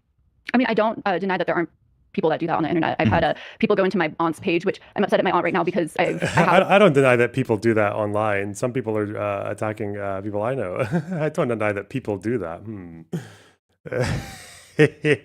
The policy of not posting my child online, and I've had family members who just ignore that. I don't know if this has ever happened to you, where you're not even in the room and someone's babysitting your child, and then they take a photo and that ends up on the Facebook page or something, and people currently are posting that. Yeah, that's horrible. I hate for that. And so I completely agree. Some of that, I think, it's my opinion. I think that unfortunately comes with our job, and I think that's why a lot of times being a content creator is not mentally healthy. It's not the best. That is just genuinely my opinion. Like, being a content creator is not a good career for your mental health. If you want like the best mental health, maybe don't become a content creator. Right, especially one that people make careers lying about. But at the same time, when it comes to speculation, I think I have a family member who's really close to me who's a meth addict, and also I think in general that addiction is very misunderstood. I'm not addicted to drugs. Oh no, we're human shielding now. We're deploying the fucking family human shields. How could I possibly? I got a family member. Okay. And you would absolutely sacrifice every single one of them to get a few more YouTube subscribers. I know the type. Okay, this person. Don't take drugs. Just don't let the fucking fumbling incompetence fool you. Okay, this person. Okay, this person is evil. Okay, I hope you understand. We'll see more obviously as we go along. I'm guessing if this is just the tip of the iceberg. It's gonna be a long 3 hours, okay? Addict. And also I think in general that addiction is very misunderstood. I'm not addicted to drugs, by the way. I don't take drugs. Yeah, no, just for the record, because I mean, like, and I empathize with you, right? I mean, addiction is horrible and damaging, but I do not. I'm not on drugs. What I was going to say is that he's literally the most functional person in the world. I mean, you know, you wouldn't most people. Right, but I don't take drugs, just for the record. Yes, no, I'm not saying that. I'm saying like, I think it's again something that I've talked about a lot in therapy because. I did smoke crack one time. I did. I don't know if you knew that in your research. That is true. I do now. Yeah, I get quick to be corrected on that one. I did smoke crack once. Okay, but yeah, no, I think like a lot of addiction people have trouble empathizing with it because they see essentially people at their worst states or these very exaggerated things online, and they think that is across the board all addiction, and I think that's why a lot of addicts, again, not Ethan Klein, who's not an addict, but addicts, and because you don't. I guess I don't understand the point of the conversation if I don't do drugs, right? Yeah, I'm just kind of saying. So what I'm trying to say is that most addicts literally do not look like addicts. They and that is also why they struggle to get help. Well, that's interesting because they're saying I look like an addict in that clip, but I'm not. Exactly. So that's why I think that again, what I'm trying to show when I do a lot of this content is the online concern, and I should try to essentially very heavily disassociate that from my own opinion or figure out how to because essentially I'm trying to show like this is what's being posted online about a person, and this is the escalating concern, or this is the escalating post about someone. Essentially. That. I feel like based on the story you're sharing with me, that if anything, you would want to distance yourself from flippant accusations of drug abuse, right? And by the way, Anissa, who you said never provokes me. I mean, she was during my debate with Hassan tweeting that I'm on drugs.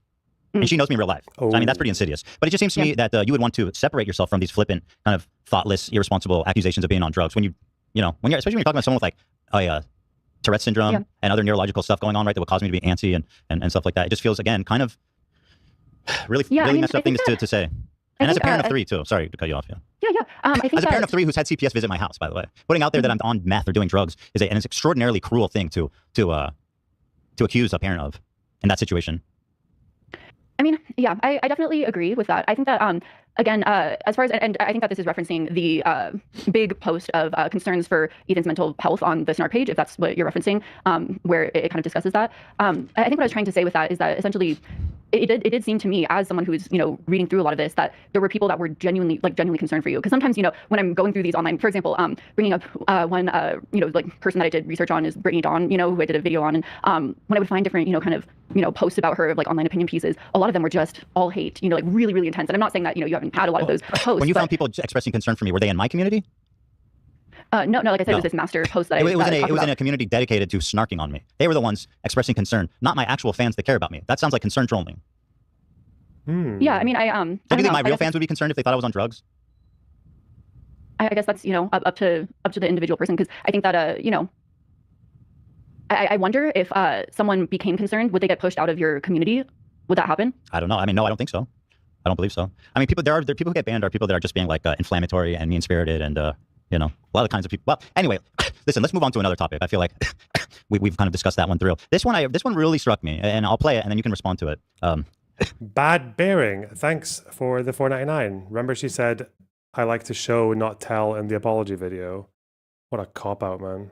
YOLO Swag, thanks for the $4.99. Having watched all this saga, I think she is very dumb. She plays dumb too, but she's not evil like Noah. I mean, Noah's pretty dumb as well. You can be dumb and evil. I don't understand.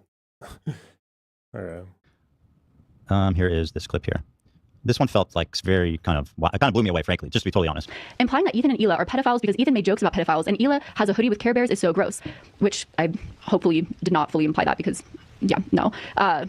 Even in a hit piece like this, have you no shame? Do you not care about the impact your words on people's life? I can't believe anyone can stoop to such lows.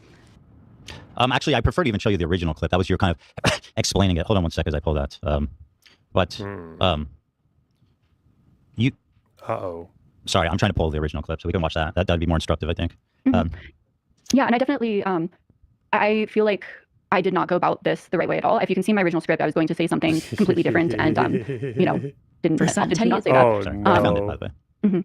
So yeah, I did write something down specifically for this because I'm very worried about not saying, I don't know, misspeaking because yeah, I feel bad about I don't know, shitting on someone's clothing brand in the wrong way. But you can shit on my clothing brand. I don't like being insinuated that I'm a pedophile or that I think babies are terrorists. Or yeah, in that way. I mean, that's like a whole different league of insult, right? But anyway, let's watch this part because this part really kind of rattled me a bit. What could happen at any moment? Hila decided to call the brand Teddy Fresh because Ethan and Hila loved the name Theodore or Teddy. Theodore happens to be the name of their first son. Teddy is the nickname they have for each other. Following the launch of Teddy Fresh's first collection in October of 2017, the brand almost immediately saw massive success. Much of its apparel would sell out shortly after dropping, and the line reflects Hila's own personal style. While in the past I would certainly commend Hila for having a very creative style, often some of the outfit ensembles that Hila chooses feels very childlike childlike, with also Teddy Fresh having a little teddy bear as a logo. I don't know. Dude. Maybe it's interesting. So can you explain to me what's interesting about... Maybe it's By the way, interesting. yeah, what's interesting about that?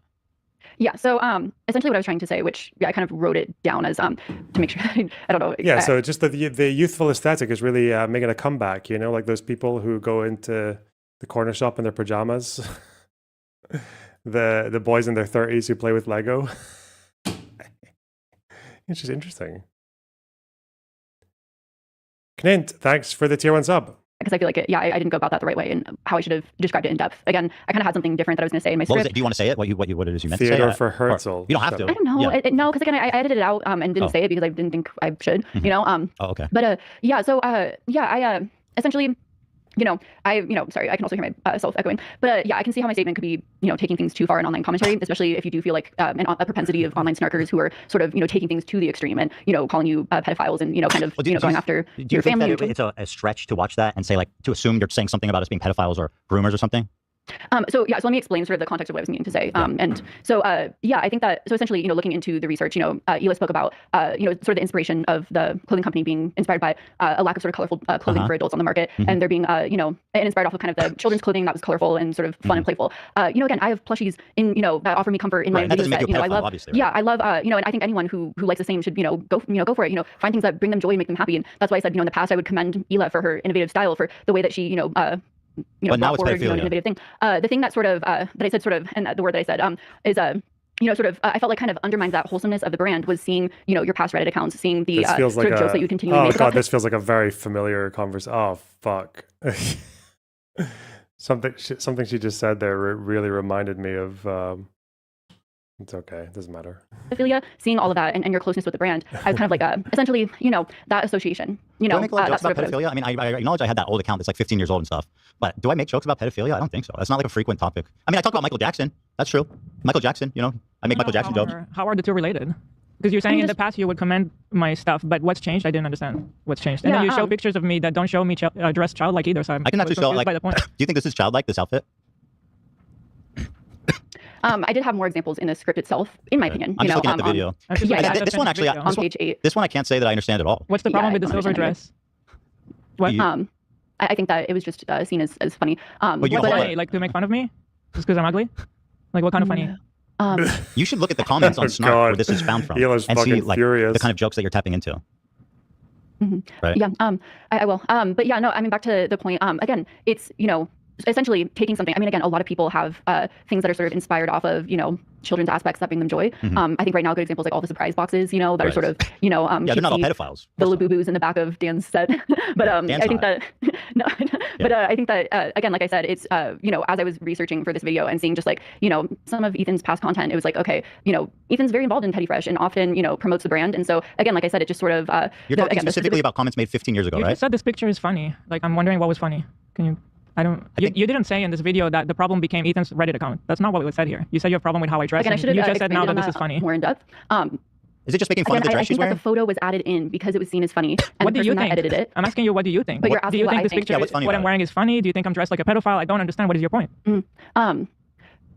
Yeah, I think that I think that if you're asking me what my specific viewpoint is on that particular outfit, do I think it's yeah, because it's in your fucking video, you fucking freak. Yeah, of course I'm gonna ask your opinion on it, dipshit. What the fuck?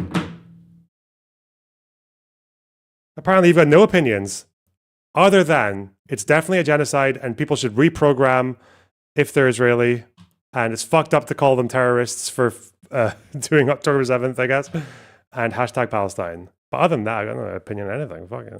Right now, no, I don't think it's really trendy right now. Okay. It's not trendy? So the point is that I'm out of trend. That would be a different video. Sure, you can make that video that I'm not trendy. I don't know. Yeah, I feel like it's... So this is another, your editor time sneaking one in on you again? I mean, it's a bit of a straw man, but if you want to talk about that particular photo, yeah, we can go into depth about that outfit. The photo itself. The photo is in your video. How is that a straw man?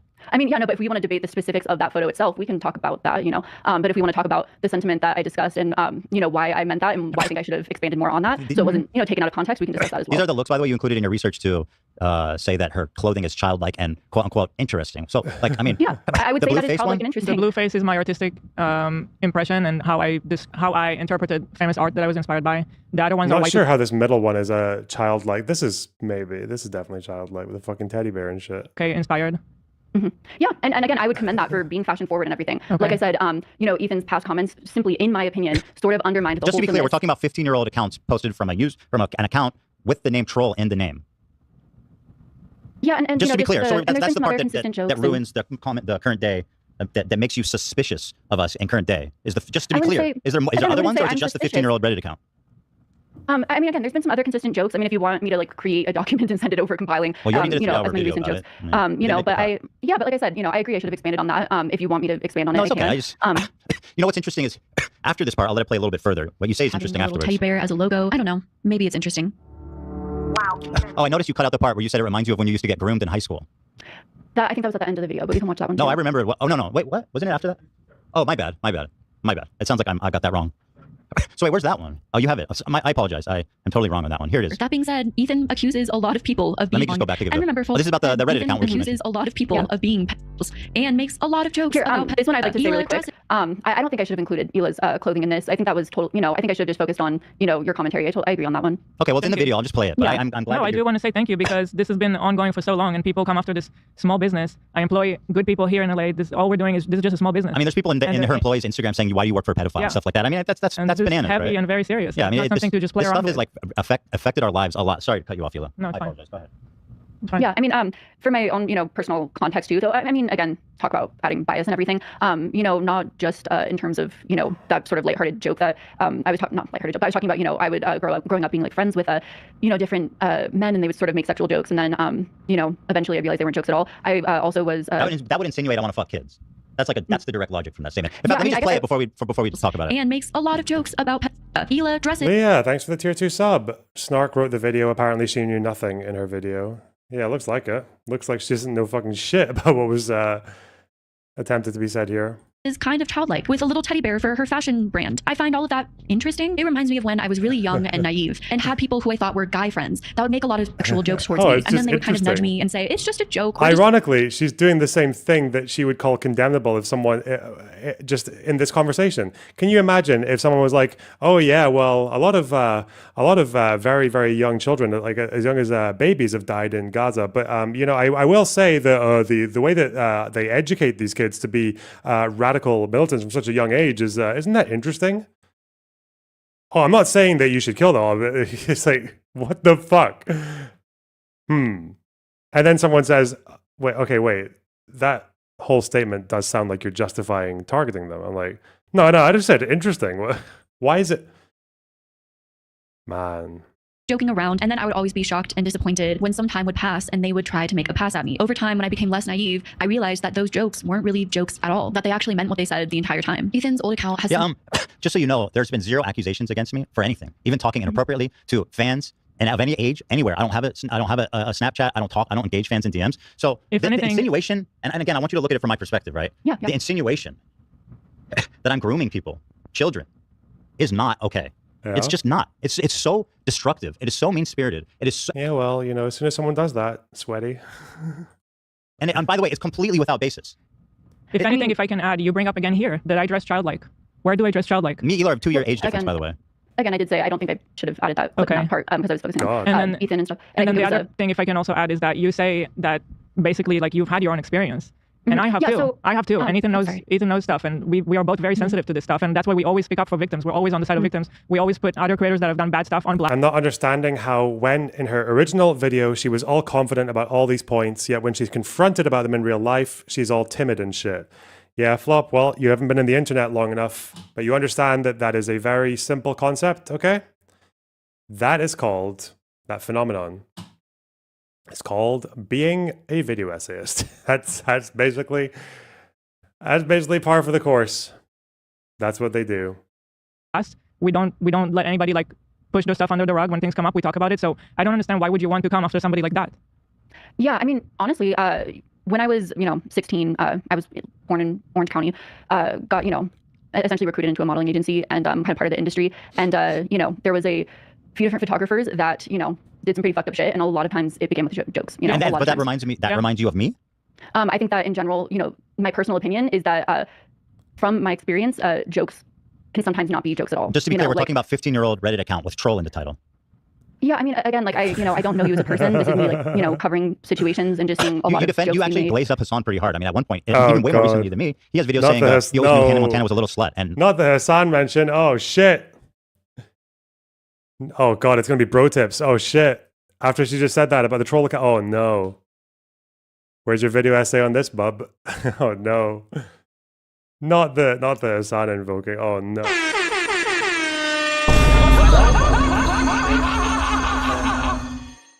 Okay, we've got a new guest in the house. Let's go. And he says, if old enough to count, old enough to mount. Hassan said that like 6 years after my Reddit account was inactive. Yeah, if he said that, I think that's pretty fucked up, you know? So I expect a video. Should I expect a video about how he's a pedophile? But much like the drug thing, like you have a personal experience with a drug addict. No, you should not, Ethan. Because why the fuck would this cowardly slime shit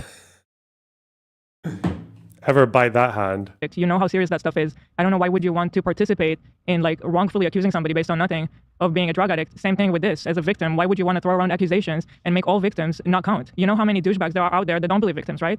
And they like to say that the victims are lying. Why would you participate in that? Shit. What you're doing right now is throwing an accusation based on nothing, and you're making everybody else look like a fool. By the way, I feel like I sacrificed a lot to stand up for victims on the show too. And we personally lost friends in this industry that accusations came up against them, and you know we're no longer friends with them.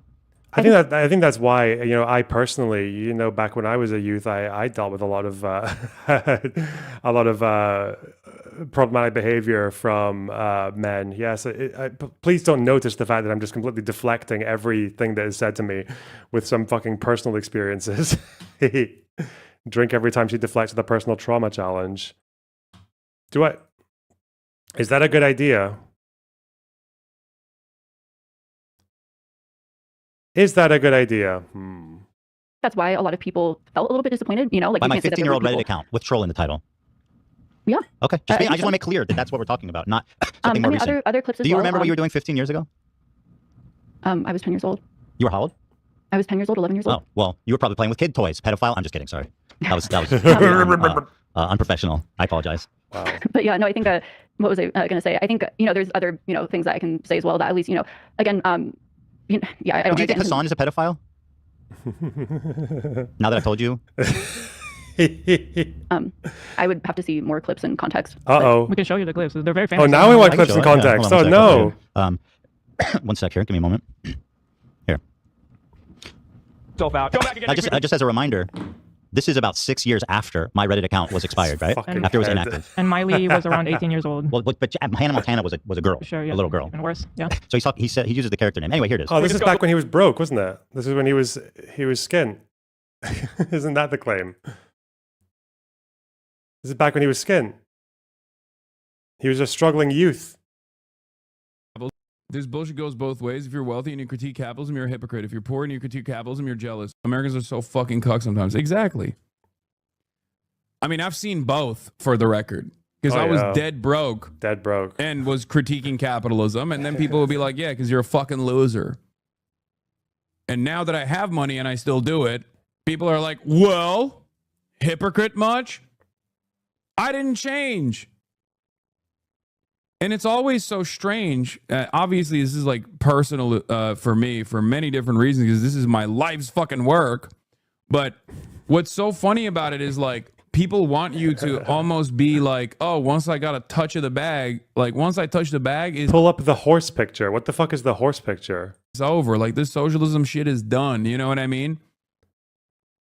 And then they try to rationalize why I'm still doing this. By his standards, he thought he was poor.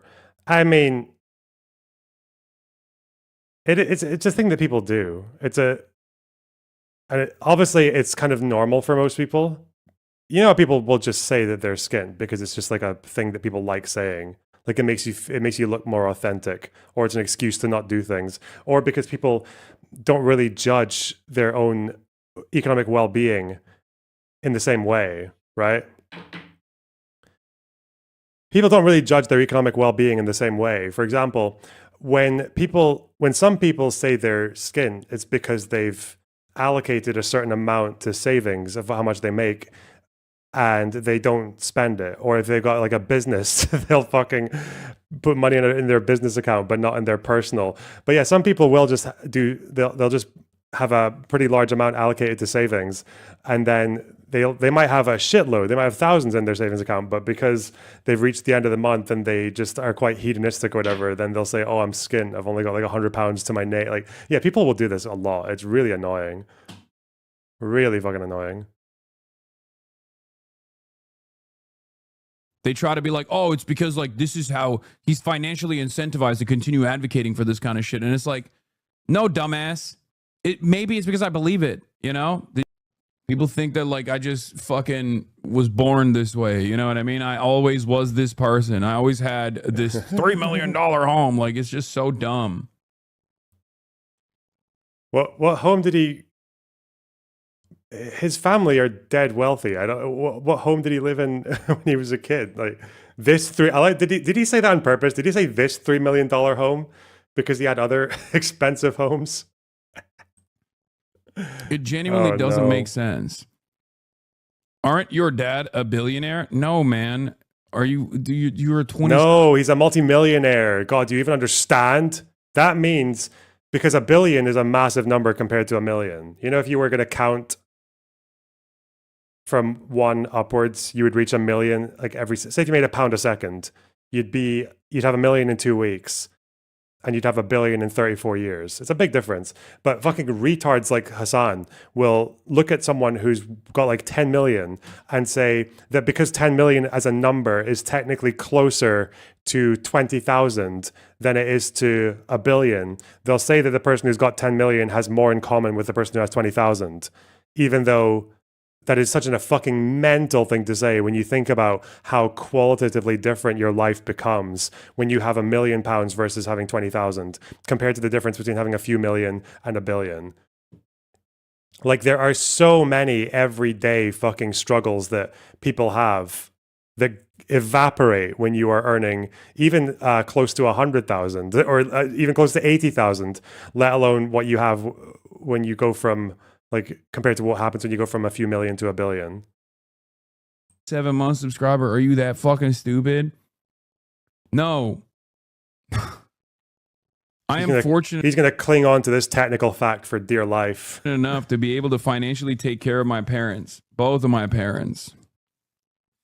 There are people who genuinely believe that, by the way. They literally think like, oh, he comes from a billionaire family. It's like, you're fucking dumb. You're so dumb. God damn it. There are a handful of billionaires in Turkey. He would be on fucking lists if that was the case.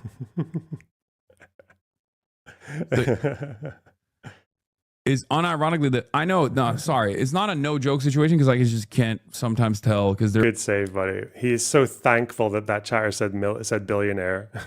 He's so thankful. He's just sitting there in his head, thank God you didn't say multimillionaire because I can address this and I can feel like I'm telling the truth. There are people who like legitimately believe that. And there are people who unironically believe that. Unironically.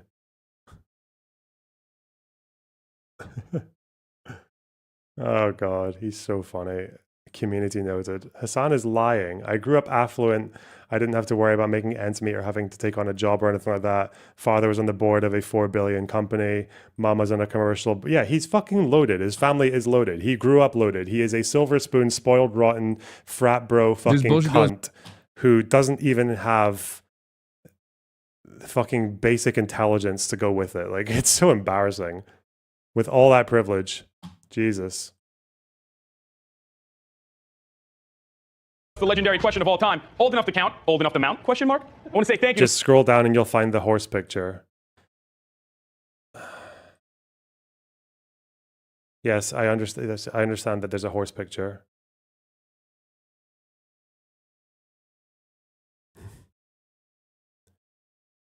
But you see, he's like slightly sad here. You know, me when my dad's only a millionaire, not a billionaire. Fuck me. The character name. Anyway, here it is. We discussed the legendary question of all time. Old enough to count, old enough to mount? Question mark. I want to say thank you to Miley Cyrus for showing off her camel toe at the VMAs the other night. I always knew Hannah Montana was a little slut. Don't even try to hide it. Look, this is a class. I mean, is this a pedophile trying to groom people? I think in general, I mean, I don't fuck with the camel toe jokes. I don't think that's cool. What about the pedophile jokes? Yeah, I mean, how old was she at the well, time? Hannah Montana. I mean, how old would she have been on the show? She's a fucking. Oh no! How old was Hannah Montana? She's doing it again, man. She's manipulating. She's manipulating the conversation. She's doing it again. You realize she heard old enough to count, old enough to mount. But just to get away from that as quickly as possible, let's ask about how old she was. Let's just make them Google something, make them waste some time. She was like 14 in the show. And the joke is old enough to mount, old enough to count. Old enough to count, old enough to mount. By the way. Or no, anchor the claim, Hila. Good, well done. Yep, don't let her get away with that. That slippery fucking demon. You always knew she was a little slut. Yeah. About a 14-year-old. Yeah. You said jokes aren't just jokes, right? So I mean, Hassan's a grooming pedophile. Again, that's not cool at all. Again, my main criticism I don't think he's a of you was pedophile, for the record. I think again, those were my main uncouth criticism jokes of you was made the a while ago. propensity of jokes that were used. Again, my personal experience is that a lot of the people that would end up, sexually assaulting me when I was underage would, continually push those jokes onto me again and again and again and again. And I would write it off, because I think my trauma response is fawn, and so I would continue to write it off and be like, they're just joking. That's all. I guess I wanted to ask, why did you use those jokes? 15 years I can ago, understand. 15 years ago when I had that Reddit account, I have no trouble admitting that I was extremely slow at maturing. Very immature, very dumb, very cringe, right? At the time, pedophile jokes were super popular on the internet for some reason. There was like the pedo bear joke, and just in general, people thought it was funny for some reason then. And at the time, these Reddit accounts, there was like these really popular novelty accounts, they would call them, with like a specific name that instructs their comments. So for example, I would write some obscene comment, right? And then you would go, if you go even now in the archive, you'll see people being like, oh, I see your name, very funny. Like comments that I made have like, they have like 60 upvotes and people laughing in the comments. So while I agree that those jokes were gross and immature and inappropriate for any time, jokes that, by the way, I don't make today, right? I admit that they're really gross and immature, but I also think like if you look at it, that it's so clear that I'm kidding around and not actually being serious there. And frankly, if you look at that account, like 90% of it is me talking about StarCraft. Okay. But a troll is someone who's insincere. Ethan Foster, thanks for the $5. Watching this at work, thinking about the struggles Hassan goes through every day. So glad we have someone like him who has worked for everything he has. True. Someone who's trying to provoke you to a reaction through being insincere. I honestly thought that trolls, to be honest, were like a thing of many years ago until the Bad Empanada incident. Yeah, you had an unfortunate run-in with one of the greatest cave trolls there is. Sorry. So yeah, I didn't think that was. Yeah, but I mean, like just generally speaking, a troll is someone who's insincere, right? And just looking to get a rise out of it. Placated the fuck out of by saying whatever. So I mean, that would imply even in the name, a pedo troll would be someone who's using pedophilia to troll people into getting upset by being insincere. Like that's the meaning of the name. If the name was like Ethan Klein and just like, hey guys, this is me, Ethan Klein, like, it's made with the clear intention of playing a character, a troll character. Right, that's in the name. I mean, yeah. I don't stand by those comments though, and people are totally justified to point it out and say it's gross and cringe and stuff. But I don't think that it's fair to say it implies anything other than that, unless you're willing to go on record and say Hassan Piker is a pedophile groomer, which I don't believe he is, for the record. Sorry. Also, I just keep staring at like this stain on my couch, and it's bugging me so much. What, the white one? I'm like, I didn't really the empty one. Please diffuse the situation. She's so good, man. Oh God, masterclass. Like a tiny stain there that's bugging me. I love your chair, by the way. It's a beautiful green color. Thank you. And the throw blanket behind you is beautiful too. Thanks. Just didn't really catch that. I didn't notice, but now I do. Everybody look at her stain. It's gonna be. I can't get it out of my head now. Let's see here. She's like, fuck. Wait, is my dad? No, my dad's fine. Is my mom? Okay, she's. Oh shit. Do you have any cousins who have cancer? Fuck. She's sitting there. She's so fucking upset right now. She's looking around her room for fucking prompts, and she's just sitting there so irritated that she doesn't have any family members who have been abused by pedophiles. Because my God, it would be so handy right now for her to just whip them out like a fucking trap card to get her out of this awkward as fuck situation. God damn it. There's all kinds of other stuff. I'll just go through it here one at a time. For Son, Teddy is the nickname they have for each other. Following the launch. Sorry, we already looked at this one. My apologies. The FUA Fund one was the kind of one that I hadn't heard in a while. Helpful. So I was looking into whether the FUA Fund was still in existence. Let me go back a little I've had very helpful friends that have given me advice, but to have something like the FUA Fund where you could go to and have assistance if you're a small creator, scared and have no idea what to do would be extremely helpful. So I was looking into whether the FUA Fund was still in existence, but the FUA Fund dissolved and is no longer in use. A big reason for the FUA Fund's dissolution is that the Kleins use the FUA Fund for their own legal fees, as well as several $1,000s out of pocket to fight the legal battle against Matt Haas. While it is often the case that legal fees can add up and become more than you'd ever initially expect, well, the fact that the Kleins closed the FUA Fund after spending the money on their own legal fees, instead of keeping it open, maybe replenishing the fund once they're able to, so that other creators could have used it, well, that's a little disappointing. This move received criticism from many, like Keemstar, who suggested that the Kleins scammed their audience. This by the way, even Keemstar doesn't believe this now. Like, this is such an ancient accusation that even Keemstar's walked off it. Like, no, it's been like fully debunked. Into an enemy of Ethan Klein. In the end, so I guess what's disappointing about the fact, so first of all, you know that the money was raised by Phil DeFranco for the express purpose, one singular purpose, right, of paying our legal fees. You know that? Yeah, I was going to say, I mean, you can see from, sorry, I'm pointing because this is where my research is, but you can see from the research that I got it from your wiki page, right? Well, I don't care where you got it. I'll tell you. I'll tell you what it. What's you know what I mean? Yeah, I mean, I'm just because there's a lot of it's all from Snark or whatnot. But I was grabbing that from your wiki page. I do agree. Again, like I said, I should find 2 or 3 sources. Again, what's that's sort of my disappointing about it? rule now. What's disappointing about what happened? Yeah, so from the clips that I'd seen from your YouTube page and everything, it seemed like it was kind of sold as this sort of promise to not promise. Again, I don't want to misspeak or anything. I'm trying to I don't know. It's okay. I'm with you. Yeah. But a way to advocate for creators. I think again, like I had sort of said when I first started, I got this random cease and desist from Russell Hartley, talking about his how to pick up women courses, and then I got spammed with like 13 copyright claims on a video about a creator, and just different things like that. And when that happens too, when you get spammed with like 13 not copyright claims, sorry, DMCAs. Claims, not strikes. Sorry, okay, making claims, sure gotcha. Because sometimes you get those mixed up in your head, but I want to make sure it's not strike claims. But yeah, so and when that happens, essentially it was like, okay, either I try and dispute all of these, and sometimes they can just say fuck you, and wait months until the very last day that they have to like let those go and release them, and then that's months without you receiving any revenue on the video. Yeah, obviously this is my job. It would have been great to have help with that, but why would I got sued by some maniac? Why would that obligate me to pay for every other creator's legal fees? Again, like you don't have to be the end all be all. Again, you guys kind of put yourselves as like the forefront. You know why we did? Because of the Matt Haas situation. But we raised FNEA about. Do you understand the sequence of events? How everything happened? I mean, he took down your video, right? Yeah. And so Philip, at first I said I don't want to ask you guys for money. This is my problem. Did you see that clip? That's why Philip DeFranco made the GoFundMe and not me. So Philip DeFranco made it. Raised 170,000. We got 150 after a day taxes, or no, not taxes, but after the platform took their cut. So we had 150,000, and we had some really shitty lawyers at the time who made us feel like that was like $1 billion, and a lawsuit would only cost a fraction of that. And we have all this leftover money, and so we decided. This came out of her parroting Keemstar claim that even he doesn't hold up anymore. Is that where this came from? And now we're on to she got DMCA'd by a bunch of people. Oh, I like, oh God, that sounds amazing. So with all this leftover money, we're going to use it to help as many people as we can. Interestingly, we did actually still spend a fair bit of that money helping people during the process of. That's great. Yes. Thank you. Yeah. But essentially, we were under the impression that money would last much further than it was. And you've seen when we show the first bill for like $50,000 that we had kind of like a rude awakening, like, oh shit, this is not. I got an appointment in 5 minutes card. Hell yeah, she needed an appointment. She needs an escape fucking hatch from this conversation. She's still got like 2 hours left. Yeah, they go right till the end. Oof. This is not the kind of money we thought it is. We also, in the middle of all of it, went through a very stressful change of lawyers because the first lawyers who told us to take the case on and made it seem like it would be an easy win, then decided to advise us to settle. Yeah, they were. And we were like, no, everybody already donated. That we need to fight this all the way. This is, by the way, Ryan Morrison, video game attorney. And so the whole thing was very stressful, and but we pushed through the whole way through because the whole idea was to win this, so it would create a a precedent for other people, for other creators. Are you aware that that is what happened in the end? I don't know if you. Are you aware that the win is the single most impactful precedent in favor of critiquing commentary videos on YouTube? And it's actually published. Yeah. I think who that's mean. But yeah, I think sorry, I'm looking at the stain now even more. But yeah, no, I want to say I'm not sure. Again, I'm not sure how much. Did they put a circle on her? Wait, can you do that? I dove into the judge's sentiments in the. Oh, she's trying to lighten the mood. Fuck. Ethan, thanks for the $2. Seriously, don't know if she's extremely malicious or dumb as fuck. No, this is malicious. It's very intentional.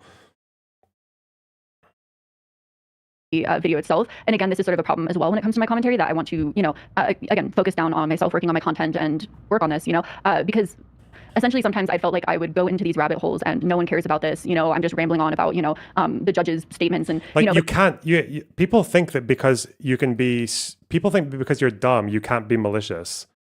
It's so dumb. Why do you think she's using the same fucking technique every single time? Is it just an accident? Is she just like bumping into a fucking wall? Is she just in a fucking field of rakes and she just happens to not even look where she's going and just kind of like bounces around but just misses every single one by total chance? Like, what are you talking about? Hearing also from, from people who this is directly affected, from, like you said, like this is your life. It's like, okay, I don't want to, I think it'd be better to go into as many details as possible at the expense of, boring a few people, especially if it interests me, then, essentially cutting things down and being like, this is irrelevant. It doesn't matter. Long paragraph reading off statements from a judge doesn't matter. So yeah, but in the research itself, I have statements from the judge and everything. But I guess my point is that in terms of like the best that $150,000 can do, there's probably not a better use for that money than what we ended up achieving through but defending ourselves. That is what the money was donated for. It was not donated so that we would help other people. That was just us thinking we had so much money we could do. It was a very much no good. It was a very much no good deed goes unpunished type of thing. Right? It did come from a good place of thinking, okay, we can do more than just fight our case. But unfortunately, that wasn't the case. However, I just don't understand where is. I don't fear the woman who uses 1,000 Darvo techniques. I fear the one who has practiced one technique 1,000 times. Fuck me. Your problem with this FUPA You scenario? know, I mean, again, my question, it's disappointing in terms of like, is there a resource like that for new creators? sorry, who are but I feel like that's a disappointing? little bit It's not like it's your dishonest. job, but like it's not car like it's your- crashes are disappointing. Like anything that happens is disappointing. Like I'm not sure what do you mean it's disappointing. I Because feel like, like in the framing you general, just did there is She's a little so dishonest. It fucking feels mad, like the obvious implication is that you're disappointed that I didn't replenish the FUPA. it just it creates some kind of like an atmosphere that something was done wrong there. Like we either use money wrongfully or something. Like for the viewer of your video, they would be left wondering, okay, so the clients did something suspicious there with the money that was donated. Right. Actually, and maybe I'm wrong. Let's just watch it again. Cease and desist in the mail from Russell Hartley that I had no idea Sorry, that were back too extremely far. called FUPA Fund, where you could Yeah. go to and have assistance if you're a small creator, scared and have no idea what to do, would be extremely helpful. So I was looking into whether the FUPA Fund was still in existence, but the FUPA Fund dissolved and is no longer in use. A big reason for the FUPA Fund's dissolution is that the clients It's use almost the over. FUPA Fund for their own legal fees, as well as several The way you go, like one of the main reasons, it's like that is the it's not one of the main reasons. It's the reason why the money's not there, and also, which I think gets buried a little bit in your explanation, is the reason the money was raised in the first place. Okay. But yeah, I mean, again, the way that, you know, I feel like there's a million, to be honest, sometimes I feel like there's a million ways to interpret how someone says a sentence. So also I feel like, you know, there's, I can, you know, moving forward, I'm going to be cautious. I've said all the ways that I'm going to try to, you know, take this in and do better. But also, you know, I can say something and someone can interpret it in the worst way possible, you know, at the same time. So, you know, You think that's what I'm also, doing? I don't think that's necessarily what you're doing here, but maybe a little bit. I mean, again, Let me hear I was this kind last of part. This is taking the part dollars I- out of pocket to fight the legal battle against Matt Haas. While it is often the case that legal fees can add up and become more than you'd ever initially expect, well, the fact that the clients closed the FUPA Fund after spending the money on their own legal fees, instead of keeping it open, maybe replenishing the fund once they're able to, so that other creators could have used it, well, that's a little disappointing. So, I mean, you're directly speaking to the fact that I used the money on my lawsuit and not helping other people as disappointing. And you even say that I didn't replenish, that I don't invest my own money. If I could speak to how I meant to say it, you know, so I went to, you know, I was speaking to, as a creator, these were my experiences getting started. You know, I was excited to hear about the FUPA Fund because that sounds like a great resource for creators who are getting into. You know, Red Fox the Poser, thanks for $5. If Pyrus and Crips, sorry, all got along. I don't know what the fuck Pyrus is. Okay, whatever. They probably gunned me down by the end of this song. Sure, dude. Why not? you know, content creation, then, you know, looking into your wiki, you know, what it says there, it says that literally, it says all that information practically verbatim. Well, the information's correct. It's the extrapolation that I felt was malicious. Yeah, and so basically the way that I was attempting to say it is I felt disappointed because creators couldn't have a resource like that. Again, because is there a resource like that for people that are starting out? By the way, I'm not associated with this website, just to be clear. I don't know what's written here. Just to be clear. Yeah, again, but like it's not a snark, you know. I don't think it is. I actually don't know though. The Fair Use Protection Act, also known as FUPA Fund, was an escrow account created by Klein in 2016. Fund is dissolved and no longer used. The goal of the account was to help other fellow content creators fund fair use legal lawsuits taken up against them. The account was placed in the trust of the law firm Morrison Lee. Users were directed to contact the @FUPA for Freedom page for help. The FUPA Fund was created after Ethan Klein received We already have a review on the Reddit. Okay, a premature one maybe because I haven't finished yet. Debate review, Ethan Klein versus Cruel World Have Your Mind. After an extensive review of the debate material, including and limited to listening to at least 3 minutes of LonerBox's reaction stream, I have condensed and summarized my notes below. Scoring legend, plus is positive, minus is negative, question mark is mysterious. LonerBox, new goal, new haircut, keeps interrupting without apologizing, hiding in the corner of the screen, plus glasses, plus seasoned mariner. Ethan Klein, minus no motion, minus says too many words, minus in the weeds, minus insists everyone knows everything, brackets literally impossible. Minus needs wife to help. True. Hila is definitely a much more focused debater in this one. Minus no glasses, what is he seeing? Minus no nautical experience at all. Minus tries to make CWHM accountable instead of taking accountability. Double standards. CWHM plus cats plus green chairs plus concedes points bravely plus honest about not knowing things. Plus fighting 1 versus 3 plus glasses plus thinks about the best way to navigate things plus takes full accountability. Nice one. Goddamn. It's true that Hila is carrying. Maybe that's changed my mind on the entire debate. I want to be a lighthouse keeper. Is that a song? Do you want to marry that's I want to marry a lighthouse keeper from Frank. Is that what you're referring? What the fuck? That's a really old film.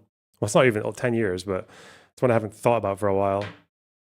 70,000 to help them fund their lawsuit against Matt Haas in a GoFundMe page set up by Phil DeFranco. Yeah. So I mean, the way that it's described here is just a factual accounting of things, right? So like you referencing this is fine. It's again the extra interpretation you added, which I felt was malicious, right? Because Hila is a woman and not falling for the "I'm just a dumb little girl" routine. Maybe that's it, but then obviously it takes one to know one. So does that mean that Hila used to be like this, and that's how she knows? That's her real war crime, not Ramallah. It was that she was an IDF waifu, a prototype. I mean, that's fair. Again, I just explained to you what my intention was with that. Is like. So do you think that's a scam? Your intention was just that you're sad that something like that doesn't exist today.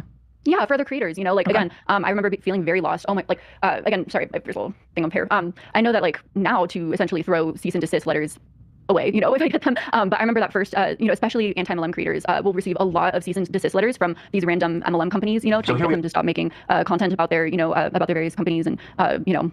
This is a video I made 9 years ago, by the way. I think it's probably one of the most viewed videos on the topic. How to dispute a strike, DMCA process explained. It's on my main channel. So I mean, and those resources are great. I just meant like, you know, having those, again, like, is there a legal resource like that for creators, you know? Okay, fair. So you didn't mean to imply that. So I just want to ask again for the record. You do not think that there was any financial impropriety with the FUPA thing? I don't think so. I mean, I'm right. How the fuck would I know? Right. Okay. Even though it's, okay, fair enough. So no, I mean, no, okay. Great. We can move on to the next part there. Oh God, the Goku Naro thing was pretty wild too. I don't even know how. What the fuck is this? Why do I keep getting sent this? Drew Pavlo. Please help me. Please help me. I am being raped as we speak. What?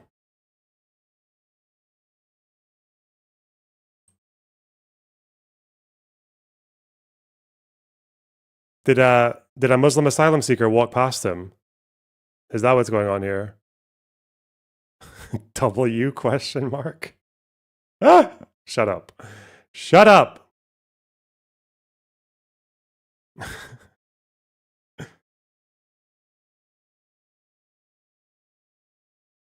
It's about his legal thing.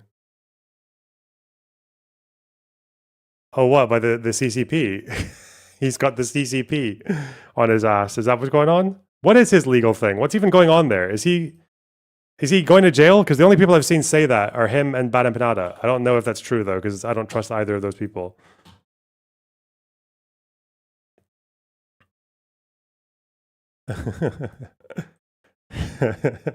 Okay. Oh, it's so long. What the fuck?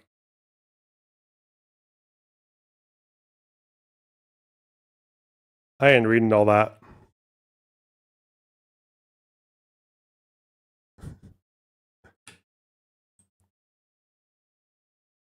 He owes 25K to the government. Oh no.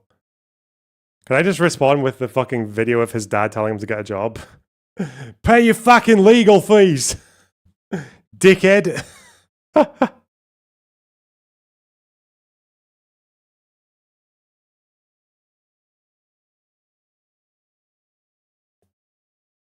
How ultimately, this when you video look is at the way so that Trisha old. was used on the H3 podcast, it seems like she was often used as a way to stoke her flames for views. This is a 5% thing, not the Goku Naro. This is something that Ethan has done in the past to other content creators that he's seen as easily provoked for engagement. Ethan Klein used to associate. Oh no, it wasn't. You come across someone in need. They cry to you for help. Brave adventurer, what will you do?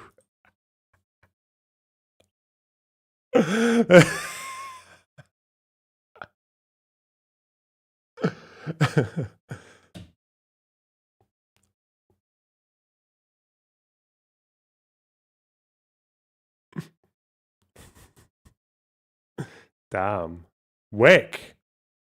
Go away. Associate with the creator Johntron, who was exposed for some incredibly horrible, like blatantly bad takes that had him virtually canceled. Yet after the fact, Ethan invited him onto the H3 podcast to have a discussion. So after 8.5 months, now you get... This is a child. Hold on. This is a child in a disheveled room with an unmade bed and school books on the counter and 3 unstraightened photos of South Park characters. Do you think this is a reputable source? I think that someone can offer valid online commentary, and their room doesn't necessarily, you know, dictate their level of online commentary. True. I really hope, you know, I look at this stain right The here. stain, you know, right? The stain. Well, it's a, you know, we all have our flaws. You make a good point. That's fair. Can't judge a book by a cover. What's this interaction? From the same thread. I cast Fireball at 6th level. Oh no, your fireball missed and now Drew is being raped and on fire. How much damage is he taking? It must have hit him. Did he roll any saving throws? If he missed the saving throw, that's 33 damage. Rapist also rolls saving throw, by the way. Both are caught flat-footed. Luckily for Drew, he is hesitant to flame damage. Resistant to flame damage. The rapists are not and have taken some damage, but not enough. That would be 33 points of damage to the rapist and 16 to Drew. Oh no, one of the rapists has noticed you. Give me an initiative roll, please. Okay. Okay.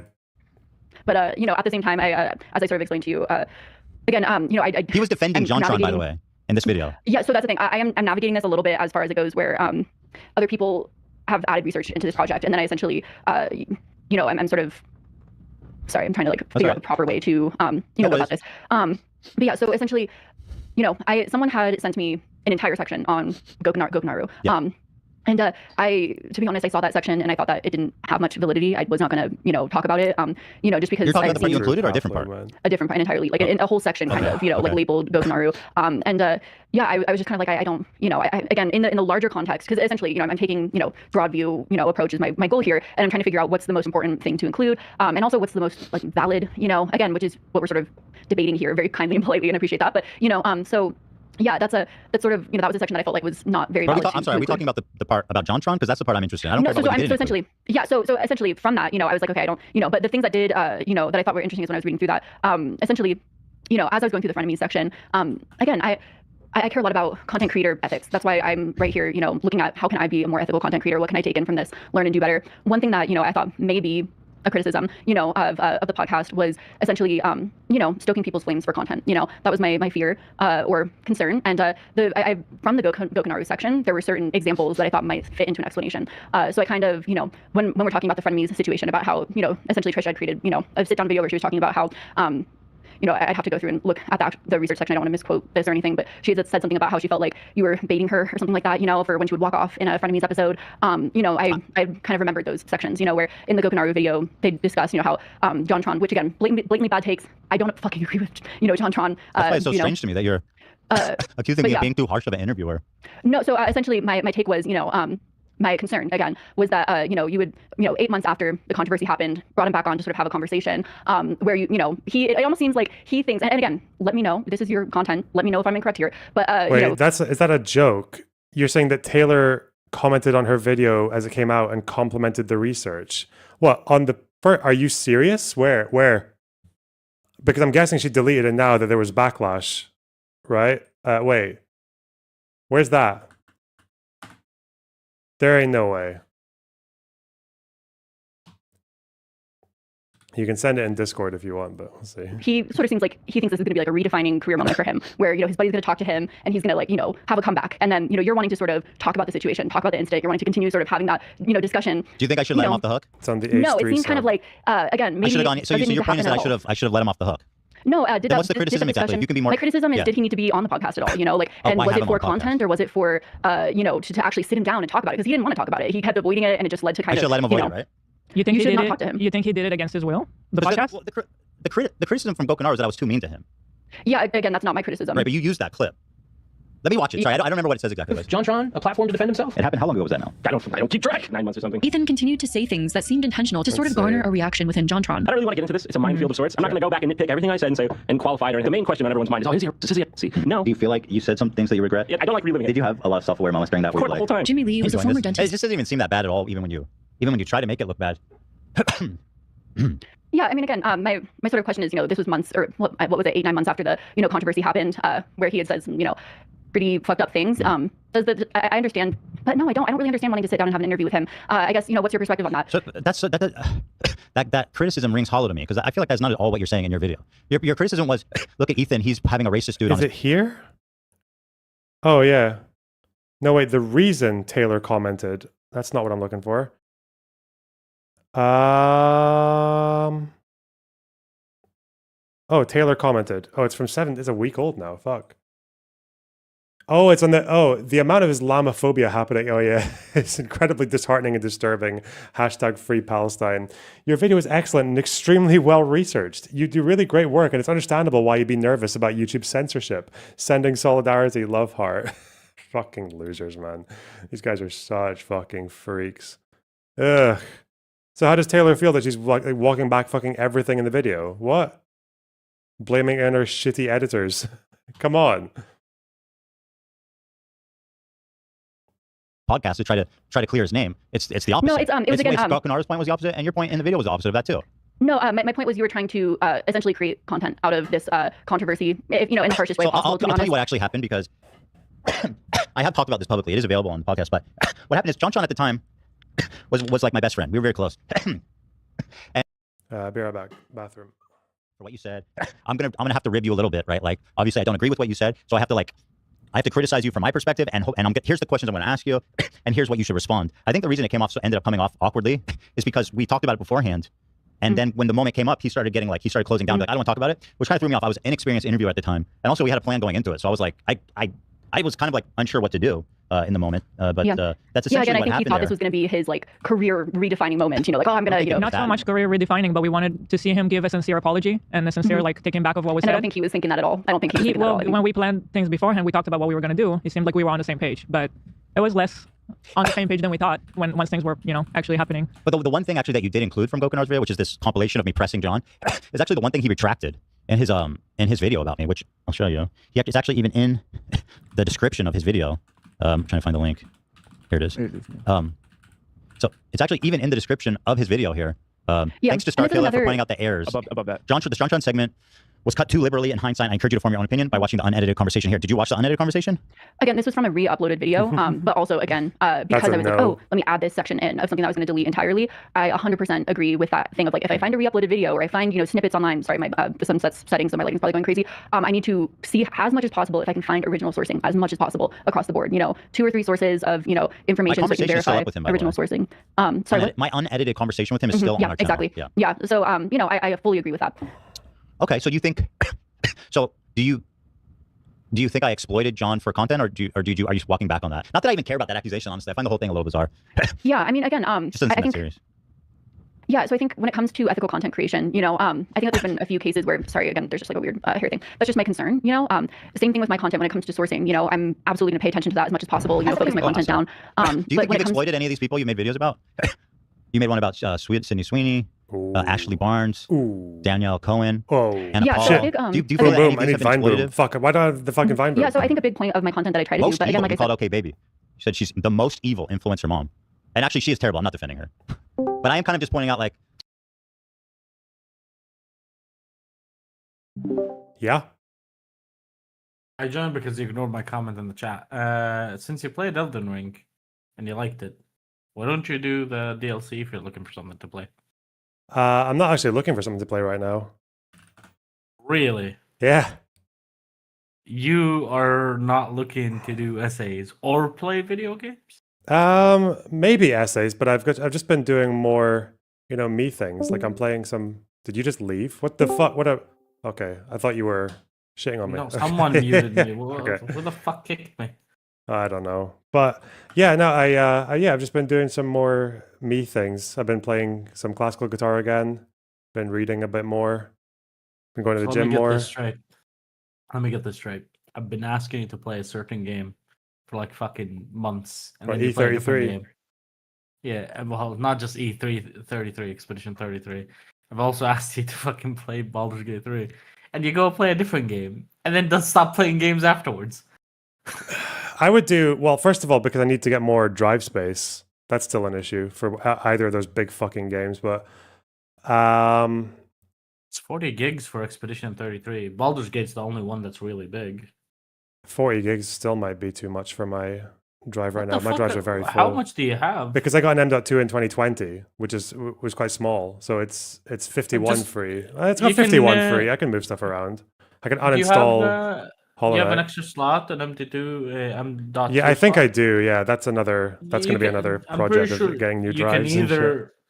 You can either put It's got all your extra files that you don't access every day, like like for stream shit on an external drive. Yeah, I can do that too. Yeah. Or Well, y- actually, or right you now, my M.2 has mostly, it's all essential stuff on it. So I would have to get a new one, Just get a maybe new for one. gaming. I would get the Kingston 4 TB one. I got one, and I mean, remember when it comes to like fucking SSDs, like you miss out on 15% of the store of the advertised space. So it says 4 TB, but you're gonna get like 3.7 or some shit. Okay. Well, yeah, we'll see. And I'm guessing E33 is something that you probably can't do multitask stuff. Right? You just have to play the game. It's a pretty narrative game. Yeah. Okay. So you'd enjoy it though. Yeah. I've seen some clips of it. It looks good. It's not like a crazy thing where like it's not hard to learn like Hollow Knight, for example. Like Okay. in Lone Knight, I had to learn a lot of things before you can start like getting used to it. Yeah. It's not like that. The mechanics are very simple. Most of it is like reaction time and whatnot for the game. Well, okay. That'll be my next one, E33. But I will say, have you been learning your Scottish lore? No, I didn't challenge you on that shit. Miruzzi did. Oh, so you're not gonna, yeah, so you're tapping out. Okay. I'm just making sure. I'm not just tapping out. I'm way too busy. Oh. Speaking of which, busy calls. Bye. He's so important. So yeah, a lot of Seems times worse when than what I did to John in terms of like editorial. You have. That's good because I've made a few, Maruzzi. I made a few games.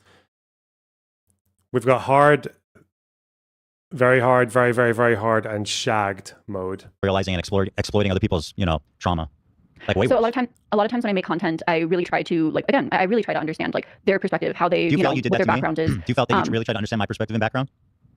I thought I did at some points, but understanding your criticism, again, I can see where there are flaws, which I'm, wanting to have this conversation here. Again, I think that if there's anything that I'm not doing enough, that's why I'm listening and wanting to learn, from it. But I also think that doesn't mean that, influencers are devoid of criticism either. I think that there's a way to sort of find that middle ground. And because as I'm gaining more and more of a following, I'm also part of that camp. I don't think I explained that in here, but that's also a reason why I moved away from MLM content. I kind of felt like sometimes I would sort of, make content about like a random, an anti-MLM community, you call them like Hunbots, but like a random person who, just sort of got roped up in an MLM and is making, a video to like their 100 followers trying to promote a product and making content using essentially pointing out how bad that is, but kind of like it felt like punching down. The bigger of a following you get, it feels like you're punching down on someone like that. Whereas influencers, we're gaining more influence across the board, and with that comes more responsibility. How you utilize your audience, how you utilize your platform, how you utilize ethics, and again, I'm not devoid of that criticism either. That's kind of the point of our conversation right now, actually. Yeah.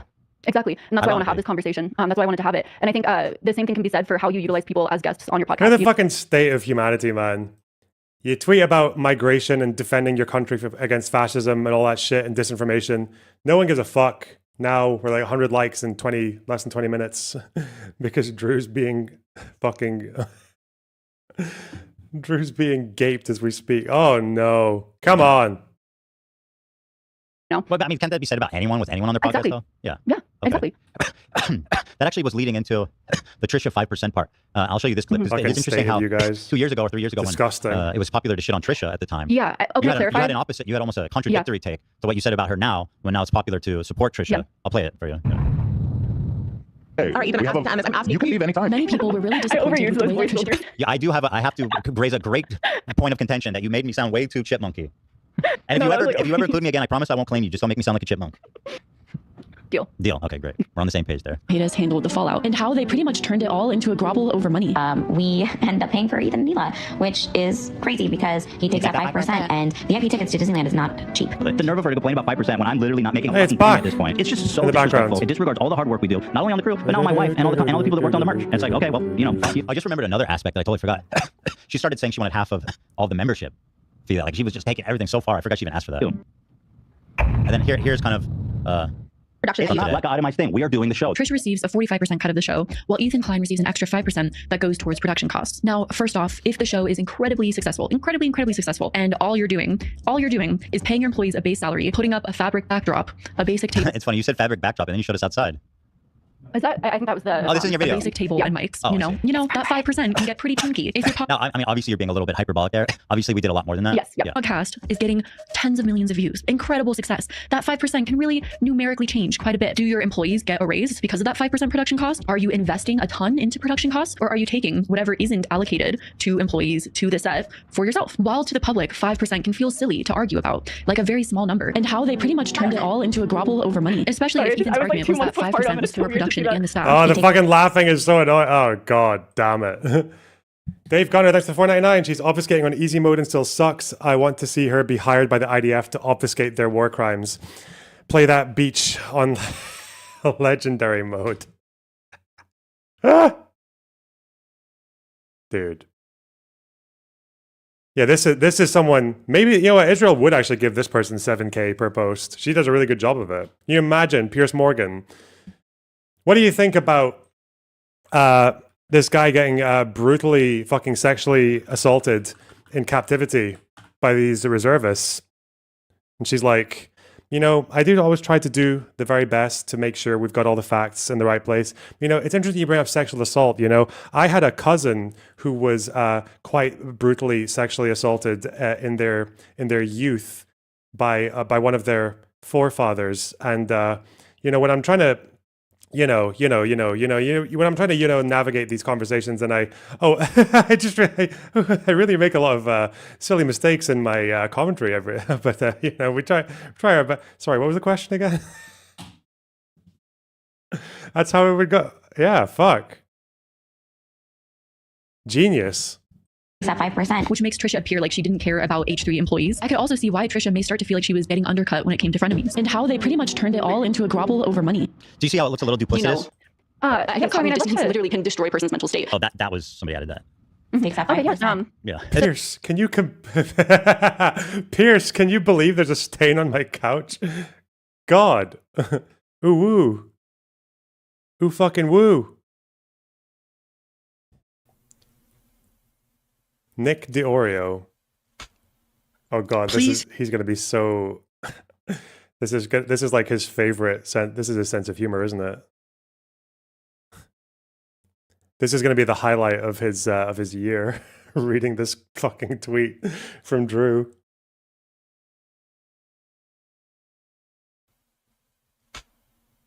Please help me. I am being raped. As we speak. Well, he asked for help, and there's only one thing I can do in his time of need.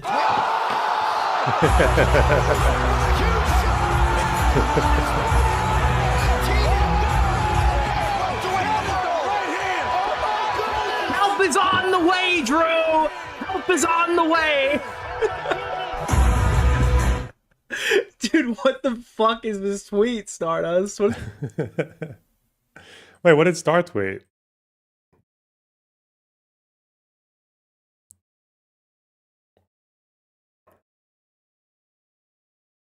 Oh, that, because it got sent. Okay.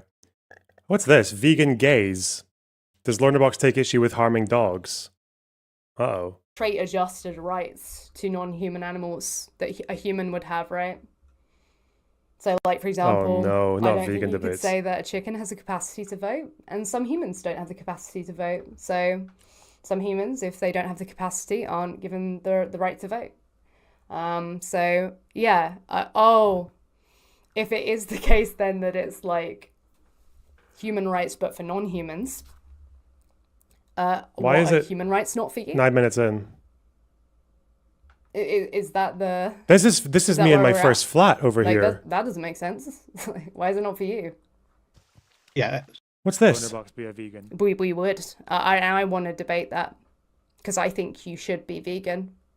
Yeah, I can tell. think from what your moral framework is or the values that you have, I think This is when I had my Discord stream chat. Liberal. That was a bad thing back then. Fuck, vegan, 100%. Not is veganism good? Not is veganism better than a meat diet? Not is the meat industry bad? Like what? I mean, if we are to Where are have you getting these clips from? What the fuck? that debate with you, if anyone's to have that debate with you, you would be debating those things as well, because you should be a vegan on the basis of these things and whether or not they're bad, right? I'm gonna talk to Jordan Teresa. She And then he moves on. He moves on. Yeah, he doesn't know what veganism is either, so I would like to have this conversation. So I don't know what veganism is. Are you fucking kidding me? Veganism is when you don't eat meat and you don't buy any fucking animal-based products. Any product that's got any involvement with harming animals for human benefit, like you don't consume it. And you don't want people to consume it. You mean I don't know what fucking veganism is? Are you fucking kidding me? I'm sorry. Is there maybe some kind of like obscure fucking extra appendage to that definition that I'm not aware of? I will move on to his debate. So 5 months ago, he did actually debate a vegan. Did I? He seemed a bit nervous about it, but he did it anyway. There ain't no way I debated a vegan. What was gaming? Guard down. Yeah, it was kind of painful. You'll see the trait that he says. And we'll see, okay? Tell me if the audio levels are okay. They should be. Oh, never. Give me a Never. year. Oh. Are you a vegan? Yeah, I am. Holy shit. A rare occurrence. I don't really think that much about veganism. I have a very short answer to the whole debate, but it's just not. It's not for me. It's not for you. Let's replace the word veganism with what it is against oppressing, exploiting animals. So, a position against exploiting and oppressing animals, not really for me. Like, what does that mean? It means it's not for me, you dense motherfucker. What are you talking about? Isn't this the answer that you retards fucking crave? Don't you actually appreciate... I thought, basically, you want people to either become vegan or to admit that they don't give a fuck about animals. Not this weird middle ground where they're like, oh, animals, they deserve their rights. That's why I buy free range. And that's why I buy milk that's produced by cows that are only slightly brutally raped in their fucking lifetime. That's why I like to eat pigs that get to walk around for 8 minutes a week. And before going back into their fucking cage where they can't even turn around. I thought you were against that. What are you talking about? I do not give a fuck about animals, okay?